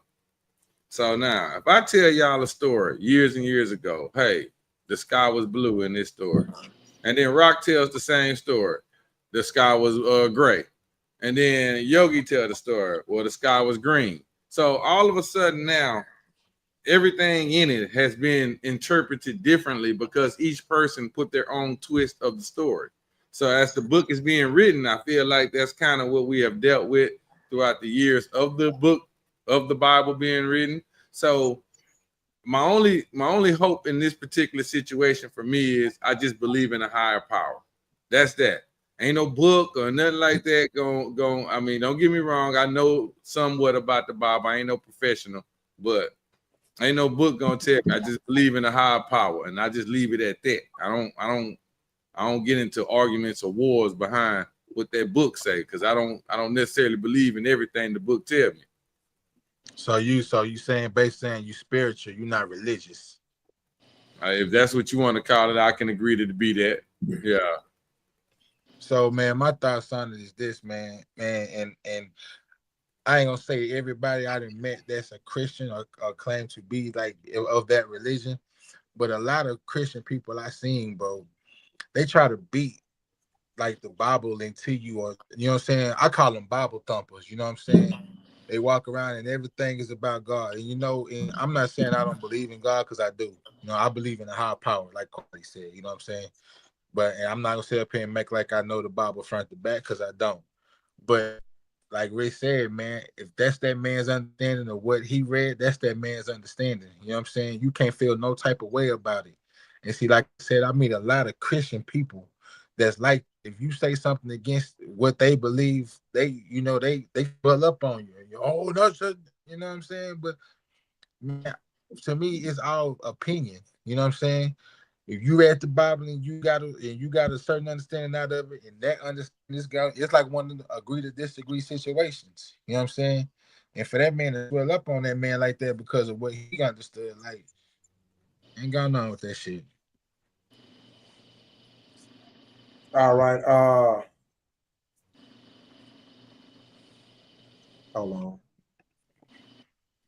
Smelly, unmute your mic and let us know what's your thoughts about it. What was your take on how Jonathan Majors reacted and handled the young man, and then what's your thoughts just on it in general? Well, I feel like everybody else said, man, when the subject of religion comes up, Satan enters the room automatically to knock that down. He don't want you to learn from your brothers. So he's gonna come in the room to knock that down any way it go. But I didn't agree how he did that because, like Quality say, you know, everybody gets their own interpretation of the Bible. Whatever your interpretation is, if it's helping you along the way, stick to it. You see what I'm saying? I agree with my boys. It's a higher power out there, whether his name is Jehovah, God, Jesus, whatever his name is. I believe in a higher power. You understand? So that's what I'm saying. Like, you know, that's the problem with brothers now when they get into that topic of religion. Satan's gonna enter and it's gonna become a battle. Like my boy said, it's gonna come it's gonna a pissing contest. You know what I'm saying? So, you know, that's why I really don't like to speak on it, because I come from a Jehovah Witness household. And I learned something different from all of y'all probably. I don't know what y'all denomination, I don't get into all of that. But at the end of the day, I listened to a man that told me something that said something real good. He say, when I took religion out of my system, I got closer to God. And that's when I got closer to God, when I took religion out of everything. Yeah. You know what I'm saying? I don't fault you for what you think, or for what fault him for what Church. you can teach me something, I can teach you something. That's why I look at it. But at the end of the day, when I take religion out the whole thing, I'm just trying to come closer to God. Whoever he is, whatever his name is, whether he's black, white, or Mexican, I don't care. Just long as I know somebody saved me, and I know I'm here for a reason. And yeah, and that's hey guys, Church. hey Amen. guys, Amen. when Amen. y'all not talking, please mute your mics. Please mute your mics when you're not talking. All right, who's next? Yeah, and that right there for what he was saying, I think that's the part that Jonathan Majors needed to learn. What Smelly was just saying, like, he needed that humility to learn right there. Was like how he's interpreting, how he's taking it, and we got to be able to understand. Like, I think maybe what he's go ahead and take it that maybe what he said challenge your thought process of what you think the God and the Son of God is, which I think, I'm just expounding my point of view, my opinion on it. But I think that Mute your mics if you're not talking. Yeah, I think that Jonathan Majors are kind of like, when he heard that, I think it opened up a window to a lot, because I've heard that response a lot. Like, have you read your Bible? Go and read your Bible. It's kind of like, you don't know what the fuck you're talking about. You know what I'm saying? And that's kind of demeaning. You know what I'm saying? When the dude right there, clearly in his vocal, he sounded very vulnerable, like he was being real what he was talking about. So even if you don't know, at least give it that plausibility, that grace. But it does open up a window of, like, if the power does go back to this one and almighty God, and then the reference that he used to make that known, he said, like, God made us after them, so Jesus is our brother. When he did that, it opened up all these windows to where there's an esoteric science that can be thought processed now with it. And I think that's what challenged the type of, like, what I think, quote unquote, Jonathan Majors, the AME church type of thing vibe, that culture, that tradition of culture where I'm just gonna say it, where you can act like you Christian and holy and down and do your thing, but you can live in the world and live how you want to live and be what you want to be, but you still have these quote unquote black church Christian standards and shit like that, which leads to those kind of comments of like, did you read your Bible? Whenever someone is challenging on something that they did read their Bible, and this is how they interpret it. And now we're having a conversation, and we got to learn how to have a conversation and be open about the stuff, or just be in a cult, I guess. I got a question, King. What was that word? Can you say that for me again, brother? I love to educate. Esoteric sciences. Like what the hell? You can Come go on, holler. give it to You can go holler at Brother Panic or Bobby Hemmett and get caught up on that. I'm just saying I didn't know. I didn't know if I heard it before. What it refer to? Like definition, like it's basically just like, you know, looking into the spiritual realms and also like how it's interpreted as far as like either spoken oral histories, stuff that's written down in scriptures, and then also actually of like how a lot of other cultures, like basically if you want to talk about like the Christ-like God or the Son God, there's over 25,000 of them. You just got to pick which one you want to praise. I hate to say it like that, but it's true. It's facts. It's just true. A lot and at least about 30 to 50 of them have the same exact characteristics, even down to the image. Wow. But from different cultures. You just gotta take your pick. All right. So we're gonna go to Ben. Brother Ben. Chop it up for us. Man, religion one of them things, man, I really don't talk about, man, because it's like a personal journey. And like I'm not a Christian, right? But I'm gonna talk about this from if I could put myself in Jonathan Major's shoes and based on how I see Ben, before you speak, I just want to say this. I know you're gonna do you. Just understand you represent 1 million people. So you are their voice. So hey, speak you know, I know you're gonna do it anyway. I just want to make that clear because I know you said, you know, about talking about religion, but hey, it's the real world, it's life. Hey, Ben, you represent 1 million or 2 people of the U.S. population, so they need a voice. So go ahead. Well, hey, the voice that I'm speaking, if I'm their voice and they're thinking the same thing, but I can only speak for myself. But I say that as far as if I could put myself in Jonathan Major's shoes and based off how I see you know, individuals who read the Bible and consider themselves Christian, I think what he was doing was like what he considered his duty to do. Like if you hear somebody speaking about what he believes in or the book that he subscribes to a certain way, then his job is to offer correction, right? So from our perspective, if we not consider ourselves to be Christians, yeah, we can say he was wrong for doing that, and he needs to hear both sides. But if I could step in his shoes, he's like, well, he's interpreting that the wrong way, and that's why they have Bible study so they could talk about it, you know.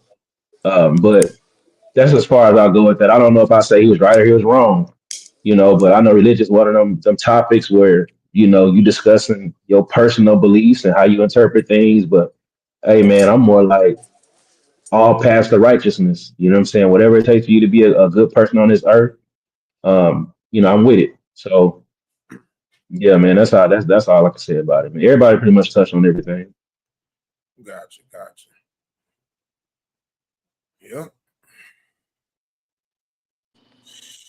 Yeah. Yeah, man. This is for you, man. This you know, I don't mean to speak out of turn. That stuff is for you, no matter what direction you go. So I tell my son, it's like it's for you. You know what I'm saying? It's for you, and just keep it to where you can grow with it. Just whatever's gonna make. That's all I can say, because you don't really want to. Those can be some sticky conversations. You know what I'm saying? You know, leave that with your closest folks that you trust. Yeah. You know, if you can talk about it in a mythological kind of standpoint of just wanting to know, you just want to learn some history or something, you know, if you do talk about it in public, you know. Well, my hey thing man, is, it's interesting you brought up esoteric, and it's talk about the metaphysical and the occult. It's man, for years, King, man, I remember back in like 2011, 2013, man, I probably watch every Bobby Hemmett lecture, Brother Panic, C. Freeman L. You know what I'm saying? Just all the different perspectives that you get and how people break it down. So you get to a point, man, where you realize, man, it is really it's really like a personal journey, man. So it's really nobody really can people can give you information, you can take it to heart, but you always gotta sit with your own thoughts and see if that's what you want to really subscribe to. Yeah. It's Yeah. your soul. It's your soul on the journey, man. Well, here's my thoughts on it, man. First, I want to say, and it's not, this is not towards y'all. It's just my personal thoughts on it. I'm talking about whatever the fuck I want to talk on this motherfucker. I don't give a fuck who religion is what or who don't fucking like. That's first off. You know what I'm saying? Hey, if they don't like it, they could turn this bitch off or they can come in and get on this bitch and debate with us, right? You know what I'm saying? We at Mama's house. But with that being said, the reason why I said that is because, as long as you are being respectful, then we can care about their feelings. Now, if what one say is unintentionally respectful, then they gotta respect that too. Because what I saw when I saw that video, and I'm gonna speak about this from a culture standpoint, right? What I got from that video was this. Jonathan Majors was triggered by a young man who's finding his way. He's going down his path. But you're gonna respond to him because you had a problem with how he finding his way. Nigga, didn't your confused ass haven't you been trying to find your motherfucking way, nigga? And did anybody hold that shit against you? Ain't nobody question your journey. Nigga, the culture had your back, nigga. Did we ridicule you? We might have had some constructive criticism, Jonathan. But we gave you enough grace to find your way. You were a victim. They treated you like a criminal, right? And if religion got you to become a better man or a righteous man or your particular religion, then I'm all for it. Because I tell people, look, I'm not a Christian. I was born into it. I was told to be one. I was taught to be one. I was told if I don't be one, I'm going to go to hell and I'm going to burn in hell 400 degrees like Juvenile. But here I am. I ended up going along my journey and I found my way. And I'm not religious. I'm not into religion. And hey, I went down that journey. Muslim, Hebrew Israelites. I went down all those roads. I was seeking. I wanted the dog, everything. Yeah. I met Ben going along my journey. And look at us, we brothers. You know what I'm saying? And so my thing is this. What I have to say about religion is this, is that I know some guys who hardcore Christians, but they'll come through for me before somebody else who's not a Christian or of another religion. And vice versa. And so I tell them people all the time, they may give their religion or their God in the name they call it credit for them becoming a better person. And I respect that too. But I always tell them, you just a good person. You're just a good person who happened to choose this religion.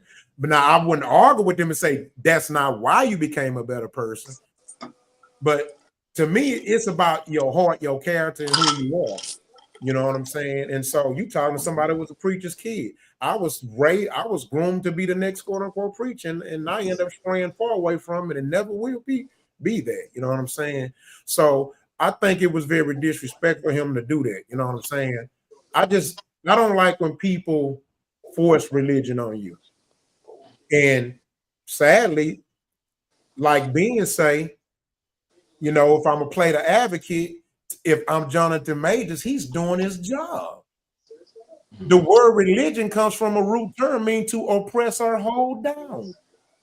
The word itself is oppressive.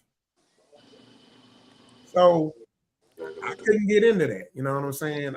I shied away from it. And like Smelly said, farther I got away from religion, closer I got to God. I became a better person. Shit. But that's my thought, man. Yeah, I don't like when people force people and like that shit wasn't cool. What? You need to read your Bible again. Bro, chill out, my nigga. And see, man, That's what I said. it be hard for me, man. It be hard for me, man, because like, man, I be seeing like people that's like appointed pastors and all that, man, outside smoking cigarettes, drinking liquor. Like, man, how I'm gonna follow you, man, and you ain't even going by the guidelines of what you supposed to be preaching? You know what I'm saying? Nah, bro, I'm cool on all that, man. Man, look, man, church is in my body, man. My body is a temple.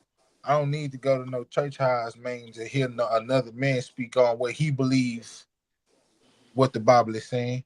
And then, like, man, I don't want to sit up here and sound like I'm that kind of person. But like, man, ain't the Bible a man-made, like a man-written book? I ain't never met an African named David. You feel me? And I don't want to say I'm against religion or nothing like that, bro. But like, these are things I be thinking in my mind, bro. Like, man, ain't the Bible like a man? How you gonna read a man-made book and then you have your understanding of what that man-made book is, but then you cross somebody that don't have that understanding and they scoring you for it?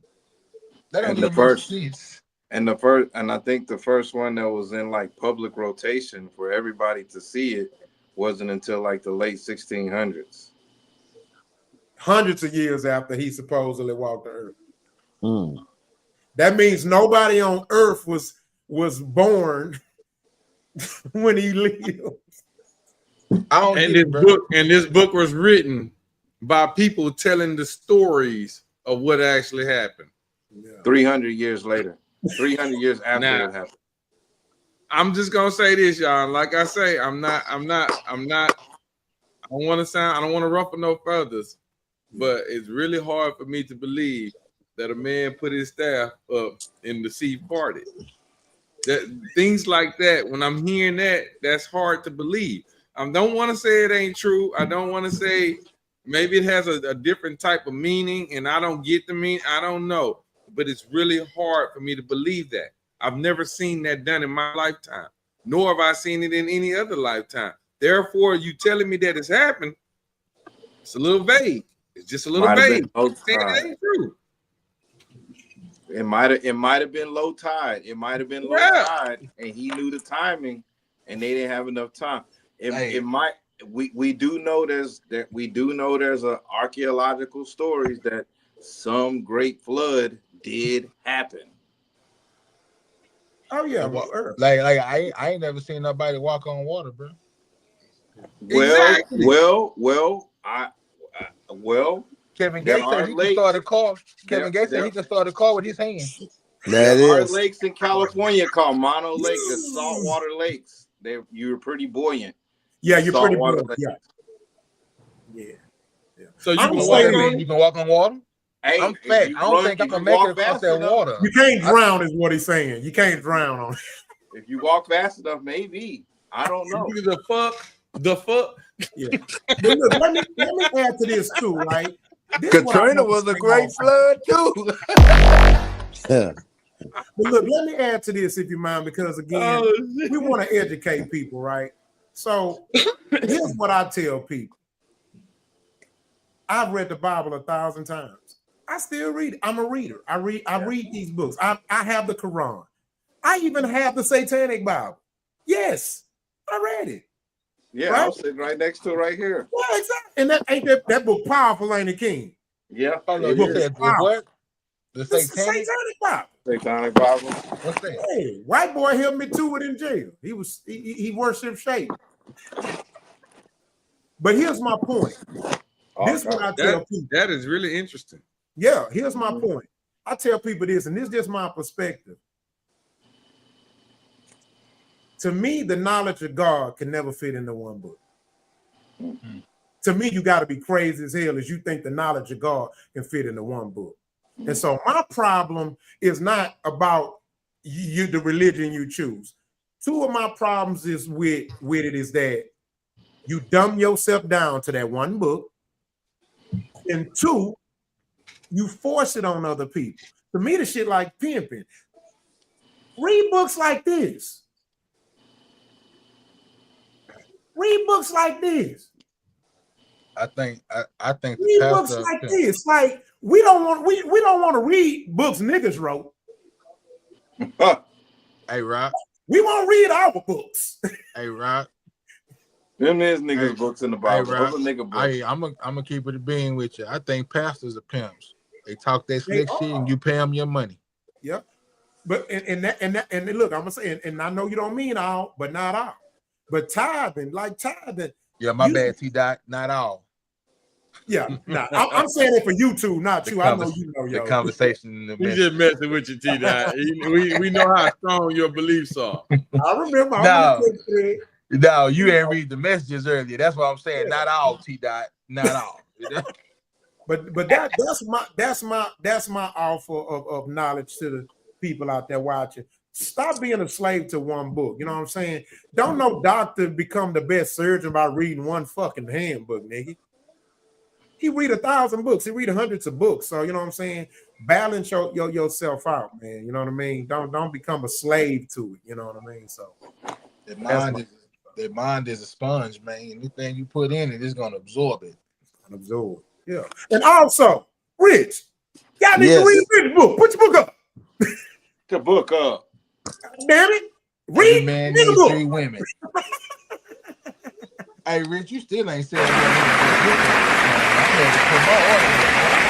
You're looking at it. You're looking at where it gets from. Shit. In the cash. You ain't gotta look. You ain't gotta look no farther. You looking at it.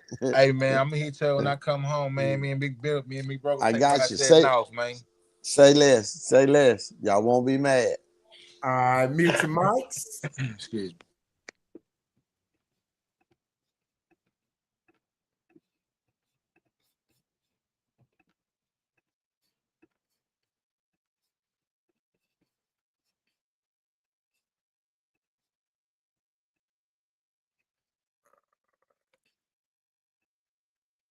Shit I be talking about. In my community, the black community, this is the only time, like, they accept the white boy, right? When he's anything that is outside the culture, the only way they're embracing you, even if you're black, if you're not accepting the fuckery that's in the culture, you're out. You're a bootlicker, you're a Sambo, you're a sellout, you kissing up the massa. If you white, you're racist. But if you're white and you doing this and look, watch this. Live in the hills in the crib with a balcony, chunky pockets popping bands.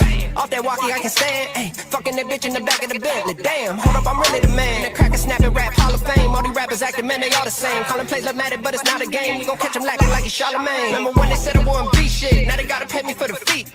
Big 300 kill the beat. We beef and leave it in the street. Walking the bitch and I'm piped up. I know these crackers don't like us. Got me feeling like I'm Brad Pitt. We gon' turn this shit into the fight club.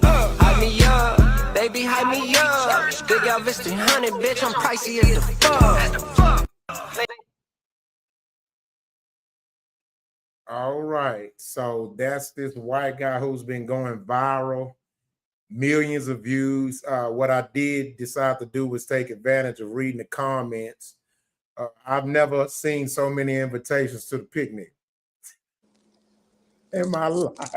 The cookout, nigga, the cookout. Picnic, cookout, all that shit. So the boy went hard though. Did he really though? He went hard, shit. Smelly, did he really though? Did he? He did. He did. Man, that shit corny. Did I listen to him before I listened to some of these other motherfuckers? Oh, He's talking about the same shit the other motherfuckers talking about. Hey man, listen. Wow. I'm just a fan of good music. Fuck who you are. Imagine the comments that was a white girl. They got them too. let's now get into the conversation, y'all. All right, so the topic of the conversation is white appropriation. A lot of people don't know that exists, right? And so what we just saw was an example of white appropriation. So the question is what's your thoughts on it? And do it seems that we're more accepting or we're more willing to entertain glorifying what's fucked up about us and don't like when our issues are called out? And that's even if it's black people who are calling out our issues. It seems like it's a problem, or we get, called coons or this or that to a certain extent, right? So with that being said, Yogi, what's your thoughts on it? And keep in mind, I was kind of uncomfortable. Like, he got a shirt say black girls rule and then say talking about fucking a bitch in the back. So you're letting us know you like fucking black girls. I don't know. Let me just stop. But go ahead, Big Yogi. Go ahead. Man, I ain't gonna lie, bro. I think that shit corny. That's just me, bro. Like, I don't know, man. Like, so my thing about it is this, bro. Like the video said, man, when black people, you know what I'm saying, are proper or a certain kind of way, they get called Uncle Tom or shit like that. But then you'll let a white boy walk into our culture and just do what we do, you know what I'm saying? Everything cool, everybody behind them jamming and shit, man. Man, that shit corny to me, man.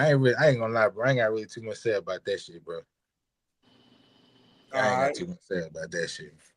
All right, Smell It. We're gonna drop down to you. What's your thoughts on it? So again, the question is that why is it that it seems, a certain segment of us or a certain amount of Black America, when it comes to whites or blacks calling us out on our issues, it's kind of met with a little resistance.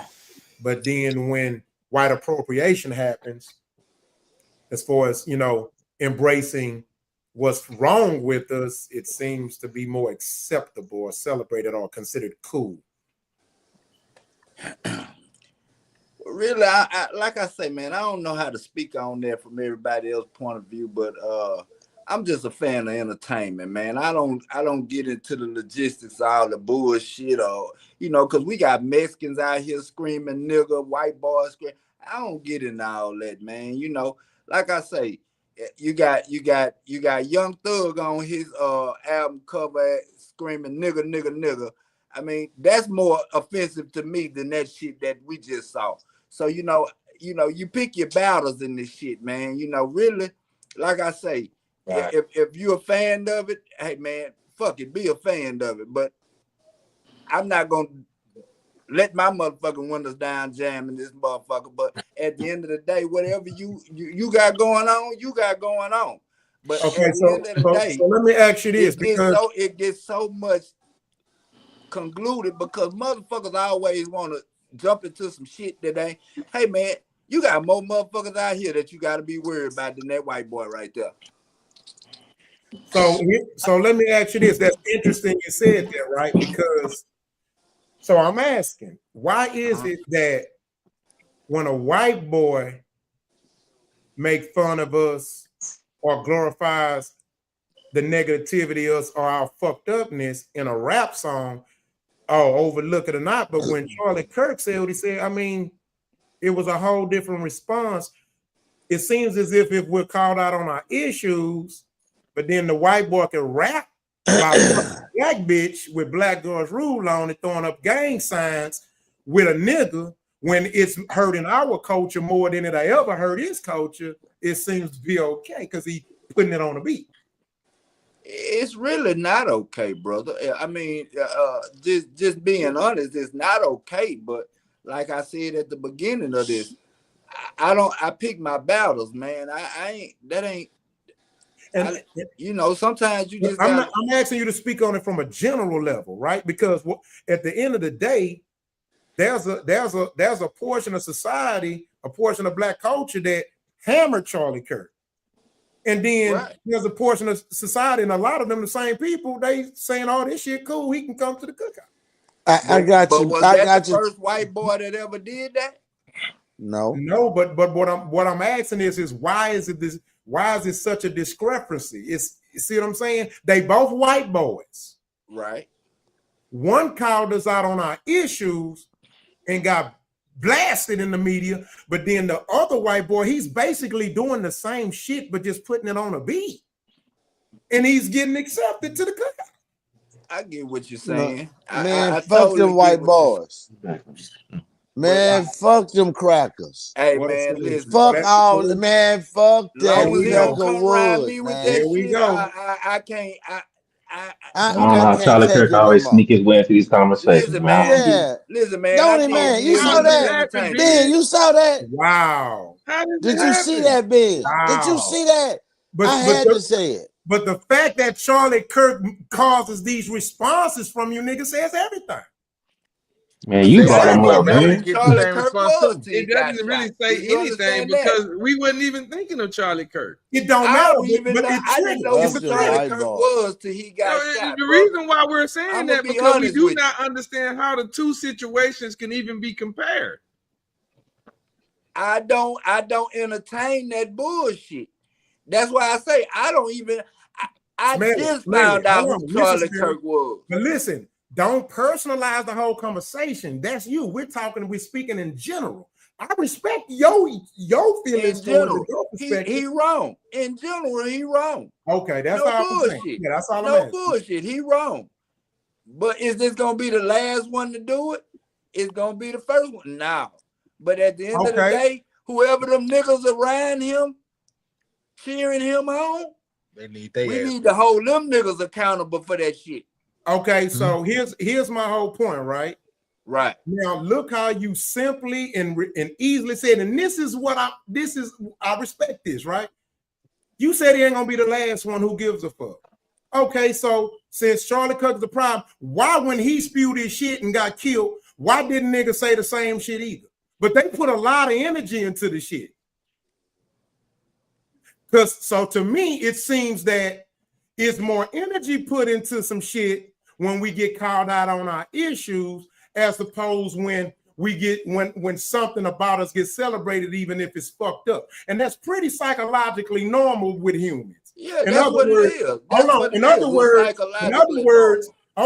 words, what I'm saying is, why can't we acknowledge in the same fashion, if I simple it down, we accept compliments way more than we accept criticism. What's so bad about just admitting that? That's human nature does not want to be held accountable across the board. Don't matter what color you are. Wait a minute though. But this conversation is a racial one. The conversation with the white rapper is a racial conversation. Comparing black folks not want to be held accountable, I'm saying that's across the board. Nobody wants to be held accountable to their actions, man. It's two different conversations. Basically. So injecting Charlie Kirk into this discussion has nothing to do with the rapper. Has nothing to do with people being held accountable. That white boy ain't holding nobody accountable if they're rapping. If you want to say Charlie Kirk is trying to hold us accountable, okay, cool. Part of the issue is that was he holding his own people accountable about what they do? Was he going to college campuses talking about school shootings? Was he going to college campuses talking about? Okay, cool. He did that. Cool. A lot of people ain't seen that. That ain't the viral clips. And they chose not to see it. Hold on, Rob. They was tricked. Leave it there then. No, he ain't got nothing to do with this white rapper. They were triggered. So be it. As far as this white rapper is concerned, hey man, I'm not listening to him in my car. You know what I'm saying? Obviously around this circle, they accept it. Hey, I listen to Paul Wall. I listen to Mac Miller. But I ain't listening to him. Nigga in a song, and that nigga is a legend in a lot of black people's eyes. Who? Eminem. Yeah, I don't listen to Eminem either. I know. That's why I say it's a general conversation. I already know where y'all stand, but let's just be real. It's a lot of niggas embrace this nigga Eminem and then welcome them to the cookout and into the culture. But he clearly used the word nigga and everything. Hey, well, it's a lot of people that embrace. It's a lot of example I was just speaking my perspective on it. Y'all perspective is cool, but we tend to pick and choose.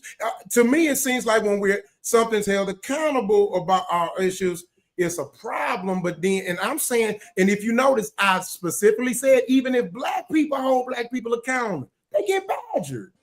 I said that. But I'm saying, why does accountability being held towards us any different than accountability for any race holding their own people accountable? I don't see the difference.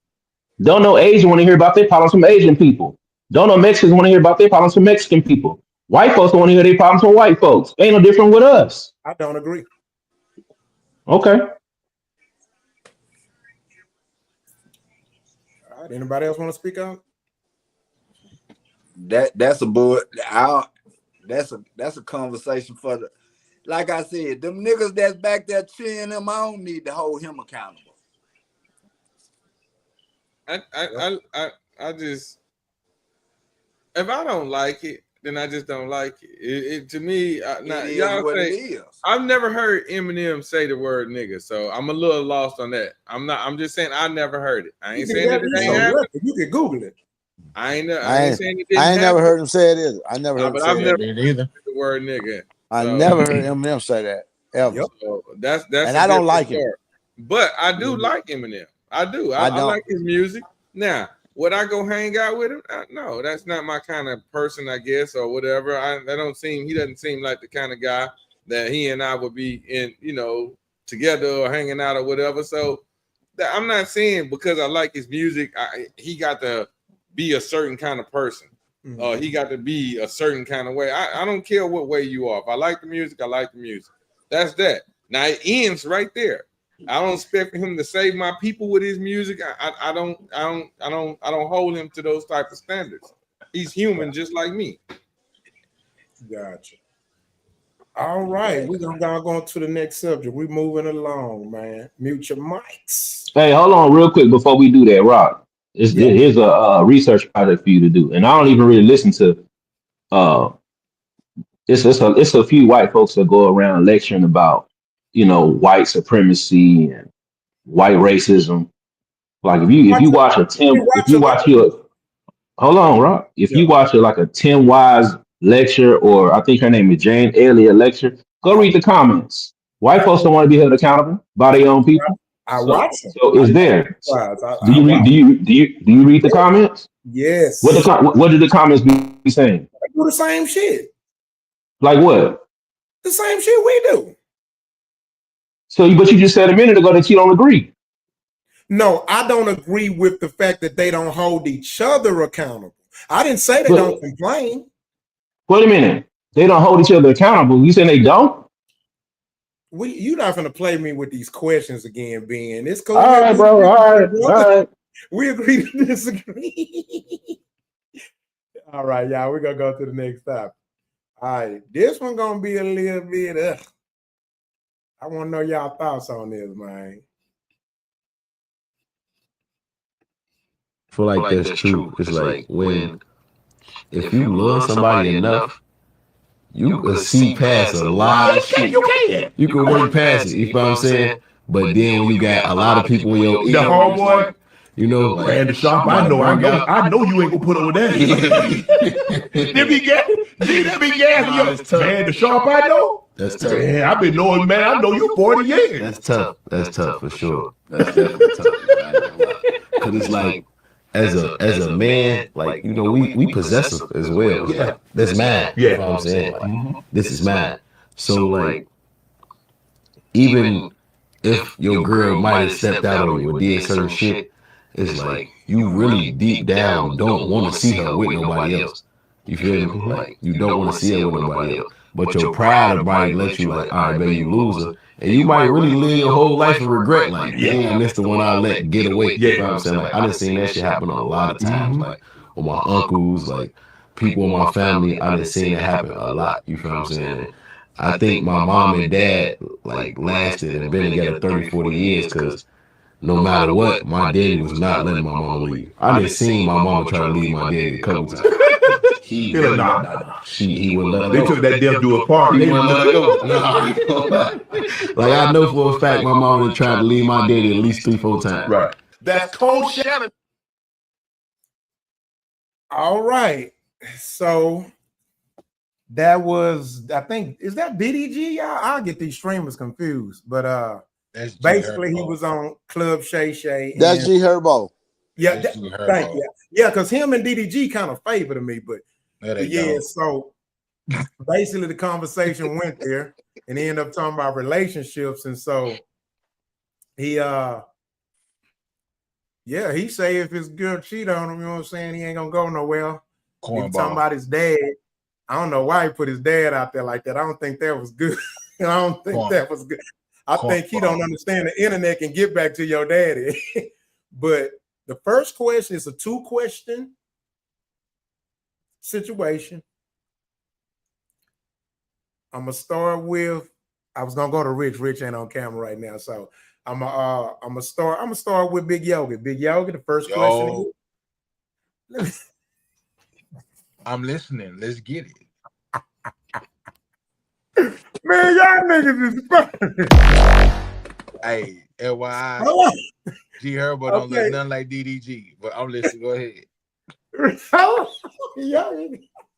Okay, so Yogi. Yo. I hate to even do it. I feel uncomfortable asking this question, but hey, this is what the podcast about. Fuck, would you? Nope.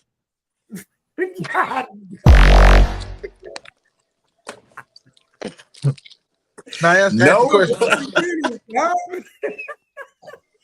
Yogi, would you, if your girl or wife cheat on you, would you take her back? And 2, what is your thoughts on this? What is your thoughts on men that do this? 2 questions. First question. Fuck no. I can't do it. And it ain't even got nothing to do with pride or no shit like that with me.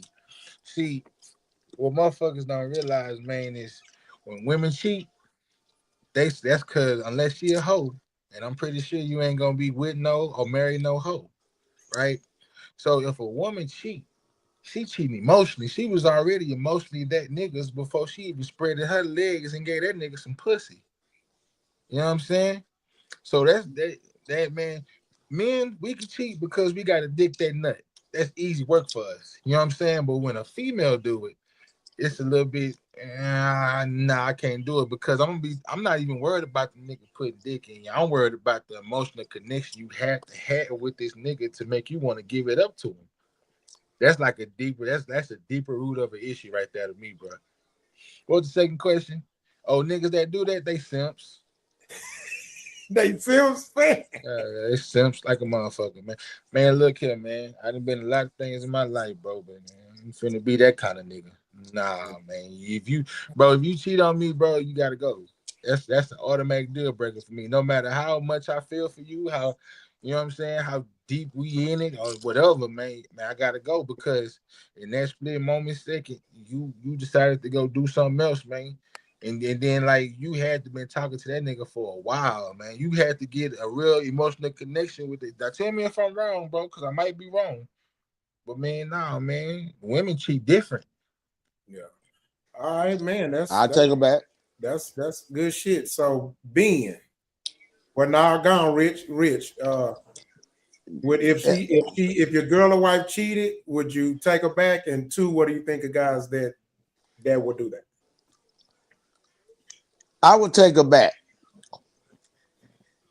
Yeah, I'd take mine back. If she mine, I'd take her back. I would. Because it depends on how she cheated or how she left. You see what I'm saying? So I'm hard, but I'm not that hard. I probably would take her back, man. If I love her and that's mine, I'll take her back. Now, how long we'll be back together, I don't know, because she may come back and I may look at her and be like, you know what, bitch, go back to that nigga. But I'm just saying, I know I probably would take her back if she mine. I'm just saying. And the niggas that do that, I think they are I don't know. I guess they're looking for God. I don't know. They good people, I guess. I don't know. Shit. I don't know what to say. I just how you feel about it, you know? You I'm just saying. Yeah, I'm being serious. Yeah, respect. Yeah. I mean, listen. Yeah. Hey. All right, Ben. One. Yeah, man. I just speak in general terms because I'm a married man, so I'm not really finna just discuss what I would do in my marriage. You know what I'm saying? But just generally speaking, I give two sides to it. People make a lifelong commitment for better or for worse. And I ask the question, what's worse than worse? And then beyond that, it's whatever people's deal breakers are. But I say this: if somebody does take somebody back, you got to keep in mind, even if they take them back, it's not. That's not like the relationship dynamic has already been severed. You know what I'm saying? Like it'll never be back to where it was at before. That's enough pain for somebody to have to endure regardless. If whoever cheats gets taken back and forgiven, no matter what, it's never gonna be the same again. So that's enough punishment enough. I mean, that's punishment. You ain't gonna never get back to where I was at, no matter how long y'all stay together after that cheat that infidelity occurs. So people got different perspectives, man. They may not want to ever, they may can get past that. Some people can't get past it. So that I can speak from a general perspective, man. I want to make it personal, but that's just how I look at it, man. It's on both sides. I don't consider somebody a simp or nothing like that. Depending on their circumstance, they say for better or for worse. Hey, they together for life, ups and the downs. So Gotcha. That's what's up. All right, Smelly, unmute your mic. If your girl or wife cheated, would you take her back? And and the second question is, what do you think of men that will? That's a hell of a one right there for a player like me, man. Because one thing I can say is I agree with all the brothers on the panel. And I'm gonna speak on what Rich said. It's depending on how you cheated on me. And I'm gonna go with my brother in the corner down here. I don't know his T, T Ben. Hey man, I don't speak on my marriage, but I've been caught cheating too. So I give you one or two. You know what I'm saying? So at the end of the day, we all imperfect out here. It's your situation, what happened to make you cheat on me and all of that. If we can get past it, we can get past it. But if we can't, we can't. You know what I'm saying? But my first thing is I'm gonna hate you for a minute, so it's gonna be hard for you to regain. Like I said, you know what I'm saying. And for men that take their women back, I can't knock you, bro. You know what I'm saying. You found something you're in love with. Hey man, whatever it is what you got going on, hey, I respect it. But I can't call another man a simp because he took his woman back. Because it's niggas in the penitentiary getting their woman hit every day. You know what I'm saying? And they come home and they be cool about it. And, it's the situation. So, we got to get down to the dynamics of the situation before I answer that question fully. Yeah. Hey, one thing, man. Definitely didn't include niggas in prison. They do not count in this. They are disqualified from this conversation. Disqualified. Yeah, so they don't count in this shit. But like I say, it's situations. Like I say, if you cheat in my house, I didn't ask them in the this house shit. that I pay for, you'll never come back. If you fuck a nigga in my house, you'll never come back. You and that nigga might end up on the news. But I'm saying, if you go to that nigga house and y'all, it's just the situations of it, baby.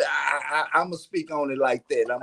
I got you. Yeah, I ain't mad at the variable, but I definitely didn't ask. Because I've been married for 24 years. You know what I'm saying? And what she done in the dark, hey man, when it comes to the light, we'll discuss that when it comes to the light. But I respect a woman that keep it in the dark. You know what I'm saying?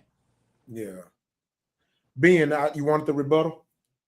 No, not no rebuttal, man. I was gonna just add on. I kind of forgot what I was gonna say. One thing is like I said, I'm a marriage advocate, man. I prefer we all can find that one and live our life with, but it's ups and downs, man. It's a lifelong journey. It's not year 7, year 10 is not gonna look like year 30. Y'all gonna go through some stuff, you know what I mean? And along that way, it's not always gonna be favorable. It may take some months, might take some years to get over some or to get better at something. So, hey man, just like Tim C would say, when we talk about the dough game, about the good, talk about the bad. Talk about when you get busted. Same thing with marriage. You talk about when something don't go right. We can't always just run away from it. We're two different people coming together. We're gonna make mistakes. We're gonna try to figure things out. Gotta get over some stuff. So, hey man, you make a lifelong commitment. That's what it is. It's a lifelong commitment. Yeah. Yeah. Well, I'm gonna go before you, Quality. I'm gonna let you in it because I kind of been going last every time. I don't like doing that because I like to mix it up. Yeah, I wouldn't, call a man a simp if he do take his wife or girl back, if she cheated. But me personally, I couldn't do it. I couldn't do it. I've been cheated on before, and I left her and never came back. I ended up fucking with her again, but it was kind of me getting my lick back because the dude who she ended up fucking with, which was not the person she cheated on me on, we got into it well, but he ended up going to jail. So I knocked it down and he called and I answered the phone. I was being petty as shit. He was in jail. But so I got my lick back. But that's why niggas. Damn, Roc. Talk about them niggas in jail, Roc. Hey, you bring it up, Smelly. That's why I say they don't count. Because when they go to jail, they might just let their pussy go. Got that lick back, huh? Yeah, I got my lick back, Smelly. It was a triumphant moment, man. You got to be honorable, Roc. I was honorable. I answered the phone. I was being honorable. He said he answered the phone. He was honored. He honorable dicked her down. He gave her that honorable dick.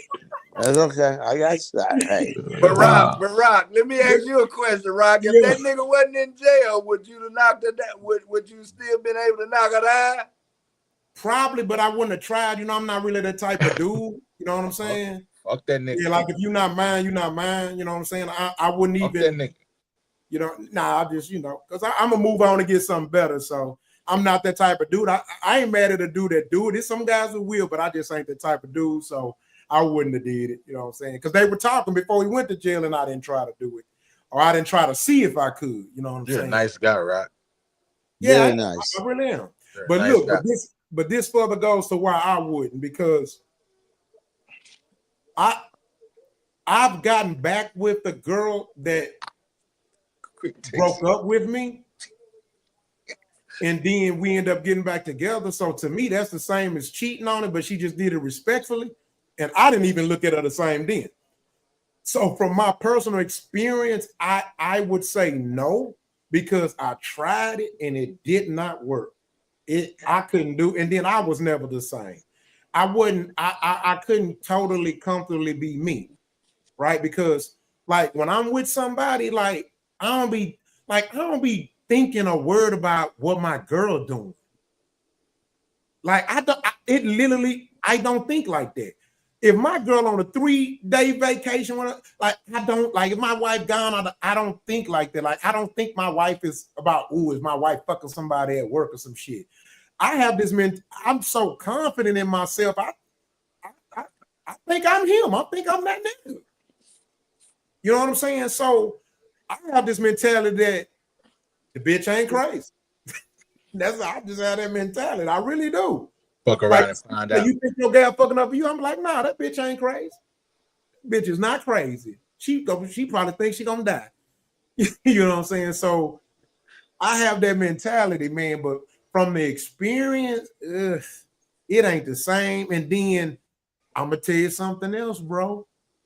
Psychologically, they lose a bit of respect for you, bro, because you let them get away with it. You took them back in their mind. They like, shit, I'll probably get away with this again. He took me back. She done sucked this nigga dick, and this nigga took me back. Damn. So nah, it's a no for me. I'm out of there.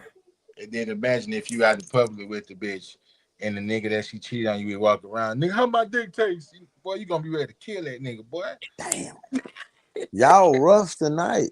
Why you want to kill him? She the one did it. Yeah, but the nigga can't do shit. No. Fuck that nigga. She the one did it. Yeah, but you not hear what I'm saying though, nigga. I can't beat her the fuck up. But I can beat that nigga. The fuck you can. I ain't gonna beat him up. He ain't did nothing wrong. He ain't did nothing wrong. He ain't did nothing wrong. Hey, The nigga, man I'm not did his speaking from job. experience. Hey, I'm not speaking from experience, nigga. Like I said, bitch cheat on me, I'm leaving. I'm cool. Yeah, I know. I ain't doing it. And my bad, I ain't mean to call them niggas that take it back a simp, right? Yeah. Niggas are super simps. And then you know what? It's like I say, I read the Bible too, even though I ain't religious, but because I know most of that stuff come from African proverbs anyway. So that's why I don't be so hard against the Bible, because a lot of that shit they stole, from ancient texts and shit from, you know what I'm saying? So one of the things that I love that was powerful to me in the Bible when it says,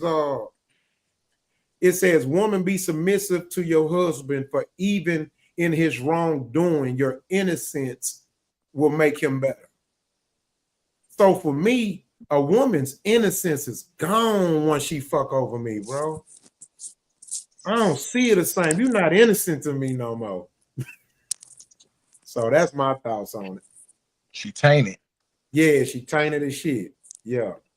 All right, so we're gonna move on to the next topic. We almost out of here. Quality ain't speak on it though. Oh shit, my bad. I want to hear Quality's take. Yeah, Quality, what's your take on this particular topic? Quality. All right, so mine is real simple, y'all. I ain't gonna even take that long. There's no way. I ain't gonna even see you the same. My lens that I once had you in, it'll never be the same. So honestly, in my opinion, the best thing for us to do is just go ahead and be apart, because I'll never see you the same. We'll never ever be the same. It's exactly what TBN said. Once that has crossed my mind that you've done that to me, I never see you the same. So that ends that particular part of the conversation. Now, for the guy that does do it, I ain't got no issues. Y'all know me. I don't believe in calling people simps and all that. You do what you want to do. That's your business. I don't, that's whatever you want to do. And if you chose to be with her, I'm not gonna be the one in your ear telling you shouldn't. Hey man, more power to you. I hope that work out for y'all. That's all I can tell you, because that's my only opinion to it. I ain't here to want you to be in pain or hurt or anything like that. So, I'm gonna pray for y'all, fam. Hope that work out for you. Gotcha. So yeah, that's it for me. Look out, Rock. I ain't gonna hold y'all too long. But what if you was that man that got caught cheating first and she cheated on your back? Now that changes the dynamic of the question, right? Ain't shit to me. It don't change a goddamn thing to me. Goddamn thing to me.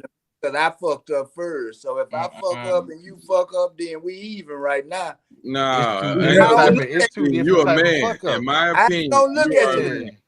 But we even at this point. Nah, it's two different. It's two different type of fuck ups, nigga. Yeah. We can go do that shit, bro, because nigga, we gotta meet that nut, nigga. Females, bro, man, I'm telling you, bro, that shit emotional. More there. It's not That's just that shit emotional. That shit was deeper than her just fucking the nigga. Not These really, niggas, she grew to like that nigga. Fuck on a get back. Some bitches like Roc say, he fucked on a get back. Yeah, they get back a motherfucker. Some women fuck on a get back too. Yeah, but he went to jail. That don't count, fam. That count. Jail don't count. Yeah, go to jail. You Right. take away your lockdown card. It low key count. It don't count when they go to jail, but it count when they go to jail, huh, Roc? You see it, huh? You see how it go, huh? I'm gonna call you out on that shit, Roc. That shit twisted like this here, Roc. I'm on the receiving end. She not mine no more. Huh? Hey, she not mine no more at that point. That nigga answers that phone like Tyrese on Baby Boy. Who is this, Rodney? Kill loaded. The nigga said he gonna kill me and everything. I say, nigga, kill that goddamn child, nigga, when it's child time. I was laughing. He was smoking hot, boy. I'm done. I'm muting my mic. All right, man. Let's go to the next topic. We almost done.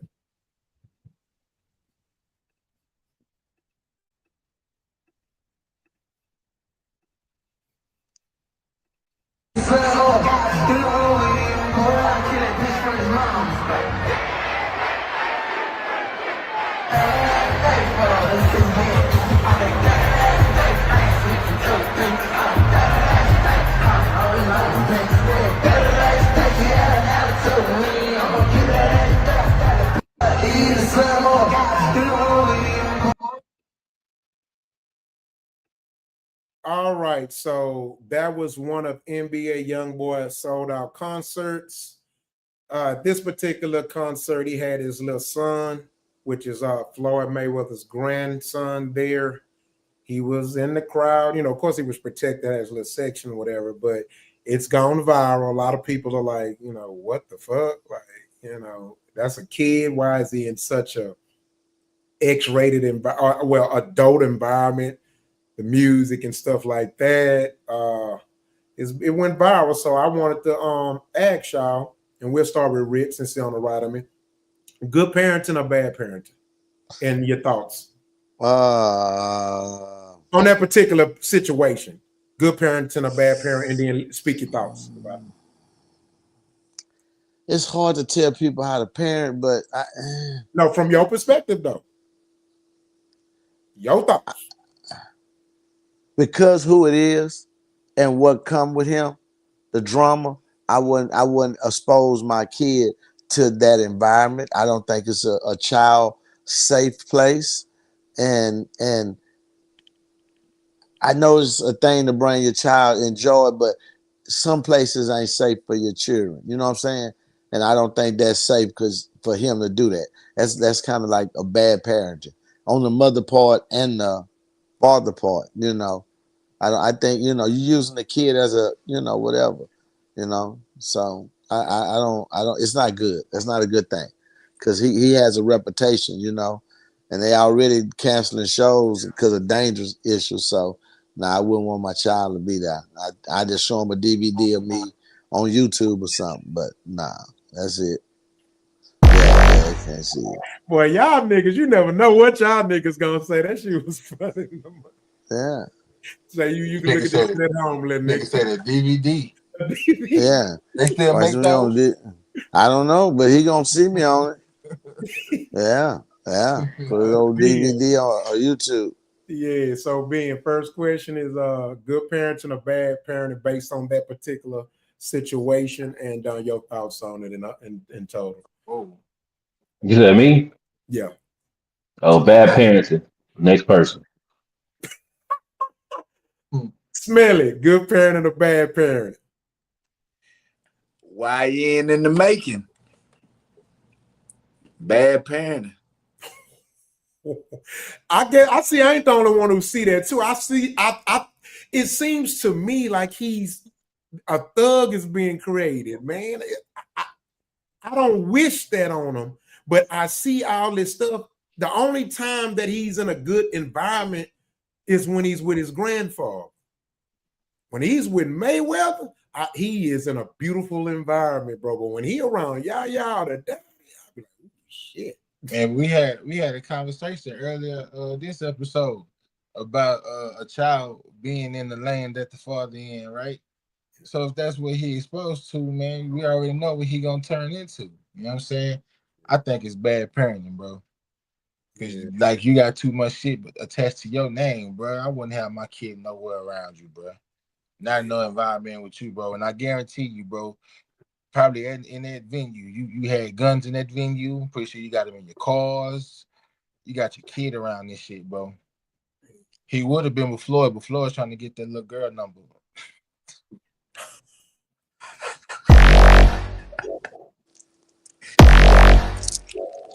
Damn, yo.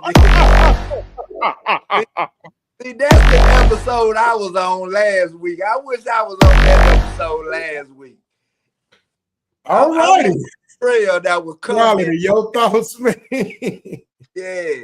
I'm the Montreal that was on that shit last week. I wish that goddamn Yogi you hell, boy.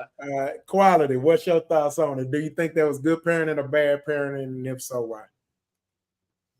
I think because of who he is, every decision that he gonna make, bringing his child out in public is probably gonna more than likely be bad parenting. And it's mostly because of how he carries himself. It ain't about the decision that he made, because the decision that he made wasn't a bad one. Let's say that was Michael Jackson, and let's say that was his child that he brought out to see him perform in front of millions and millions of people. Maybe that was just an iconic moment that Mike wanted his child to be a part of. We understand that. How about the Super Bowl winners or the guys, maybe the quarterback, when his kids come out on the field and things of that nature? We don't look at it that way then. We don't ask that question then. That's because we're not questioning the person that person is. The reason why we're asking this question is because of who NBA Youngboy is and the lifestyle that he chose to want to live. So now, it's completely bad parenting because he doesn't recognize what he is, or he's not willing to accept it or acknowledge it, or whatever form of fashion you want to put it in. But that's why it's bad parenting, because of who he is. Gotcha. Yeah, I agree too. I think it's definitely bad parenting. Yeah, I wouldn't have my. I mean, then I guess it's easy to say when I know I'm not that type. I don't have that type of character or live that type of lifestyle. But I mean, man, even the cartel bosses and stuff kept their kids away. You know what I mean? Like they didn't put them in environments like that more often than not. You know what I'm saying? It was some type of separation. You know what I mean? Yeah, that I think I was more. I dislike more of the fact that the language and stuff that comes with that, and you got all these cursing kids and cursing adults. I mean, or whatever, because his kids go there too to the concert. That's just I don't think that's good for that. That's a little baby. He barely walking. I don't think that's a healthy environment, you know, for somebody that young. He shouldn't be having to absorb all that type of energy. And then, you know, I'm a man who I've learned how powerful frequencies is. It matters. You know what I'm saying?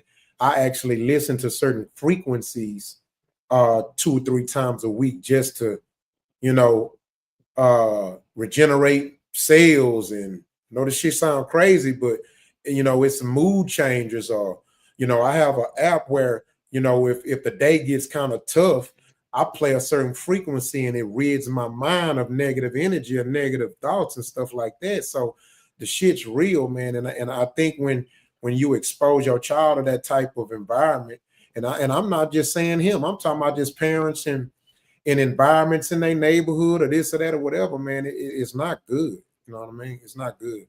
It's not healthy. So that's my thoughts on it. Yeah. Man, something you said a minute ago, man, I want to chime in on, man. God, dog. Take your time. I can't remember. You just said something, man. Oh, man, I honestly say I don't have a problem with the underworld. You know what I'm saying? Like, I think every people, every country, every nation, every state, whatever, they're gonna have an underworld element. I just think it needs to belong there. That's where it needs to stay. It's not a place for children. It's not a place like for our elders to a certain degree. It's not a place for our clergymen. You know what I'm saying? Like that element needs to belong where it's at. The underworld, what you call it, Black Wall Street had boom boom rooms. They had gambling halls. But when we look at images of Black Wall Street, we ain't looking at that kind of stuff. We're looking at the businesses thriving. We're looking at the people dressed real nice, the representations of us. It's not a place. It's just not a place for children to be. I remember Tupac was talking about. He was making a plea to the gangsters at the time. It was like, you know, if you're gonna sell drugs, why not? You know, can we wait till the lights go out? Can we wait till after dark? You know what I'm saying? Like instead of having it out in the open like that. So it's gonna be an element no matter what. But man, a lot of us, we just don't have the limits no more. It's no more type of standards. Everything goes. Let the children see everything. They're gonna do it anyway. Let them be exposed to it now. We can't hide it. Just be real with them. Like, golly, like let them be children. Why would you want a child already experiencing the underworld and the lower nature of us at that young of an age, you robbing them of the innocence of being a child? Yep. I agree, Honestly, man. I can't understand that. Yeah. Like I can't stand when I hear parents riding with that cursing ass demonic sucker D and shooter person music. You got these little children in the car. To me, that's extreme, bro. But to them, it's like it's no big deal. And it's normal. Crazy to me, man. That's crazy. feeding that shit in them kids' brain, bro. Bro, I wouldn't even when I played the radio, there were certain radio songs that come on, I still would change the station. I don't care if it ain't no cuss words in it. It don't matter. That shit a little bit too extreme. I'll turn that shit in a minute. Me and the child mama, we'll fight to turn that shit. we didn't play that shit, bro. Yeah, man. In fact, I don't know if they still make parents like this.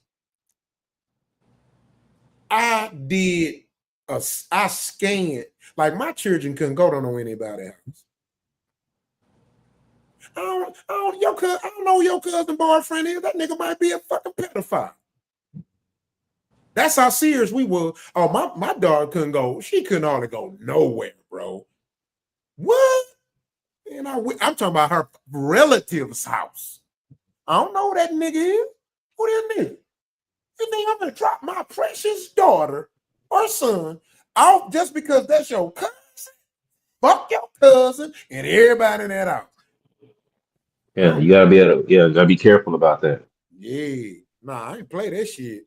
I scanned everything, man. So yeah, I think a lot of these parents, they getting too loose, bro. Like that, nah, gotta have, like Ben said, you gotta have some standards, bro. You gotta protect your kids. Like, you gotta protect your kids, man. And yeah, I don't think that was good. I wouldn't have did it, you know. Then kidnapping at an all time high, nigga. Do you know how much that little boy worth to these ignorant motherfuckers? They ain't even about kidnapping. These niggas don't even know how to shoot if they gonna shoot at you, nigga. They don't even know how to shoot, nigga. If somebody trying to shoot at you and hit your kid, bro, they gonna fuck you up, bro. Fuck you up, yo. And then But just like go ahead. But just like Quality was saying, man, it's more so beyond, like, look, the child being there with his father, right? That's one thing. 'Cause I know we can always say, well, at least he's in his child's life. At least he's around. I get all that, right? But man, and let's say he got his own little area. He's considered safe. It's not like he gonna get trampled. Let's say all that's out the equation.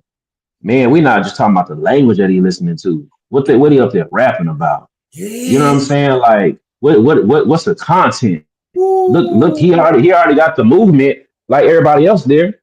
You know what I'm saying? Like, look what he mimicking. Look what he hearing being said. Look, the sidebar conversations that just listen to everything around them. What they talking about over here? What they talking about over there? He hearing all that. A child shouldn't be open to that at that age, man. So he can be safe, but his brain ain't safe. You know what I'm saying? It's getting poisoned. Straight up. His brain getting poisoned. Think about this, TBN. Y'all remember the conversation we had about the Chinese people and how they force their children into early.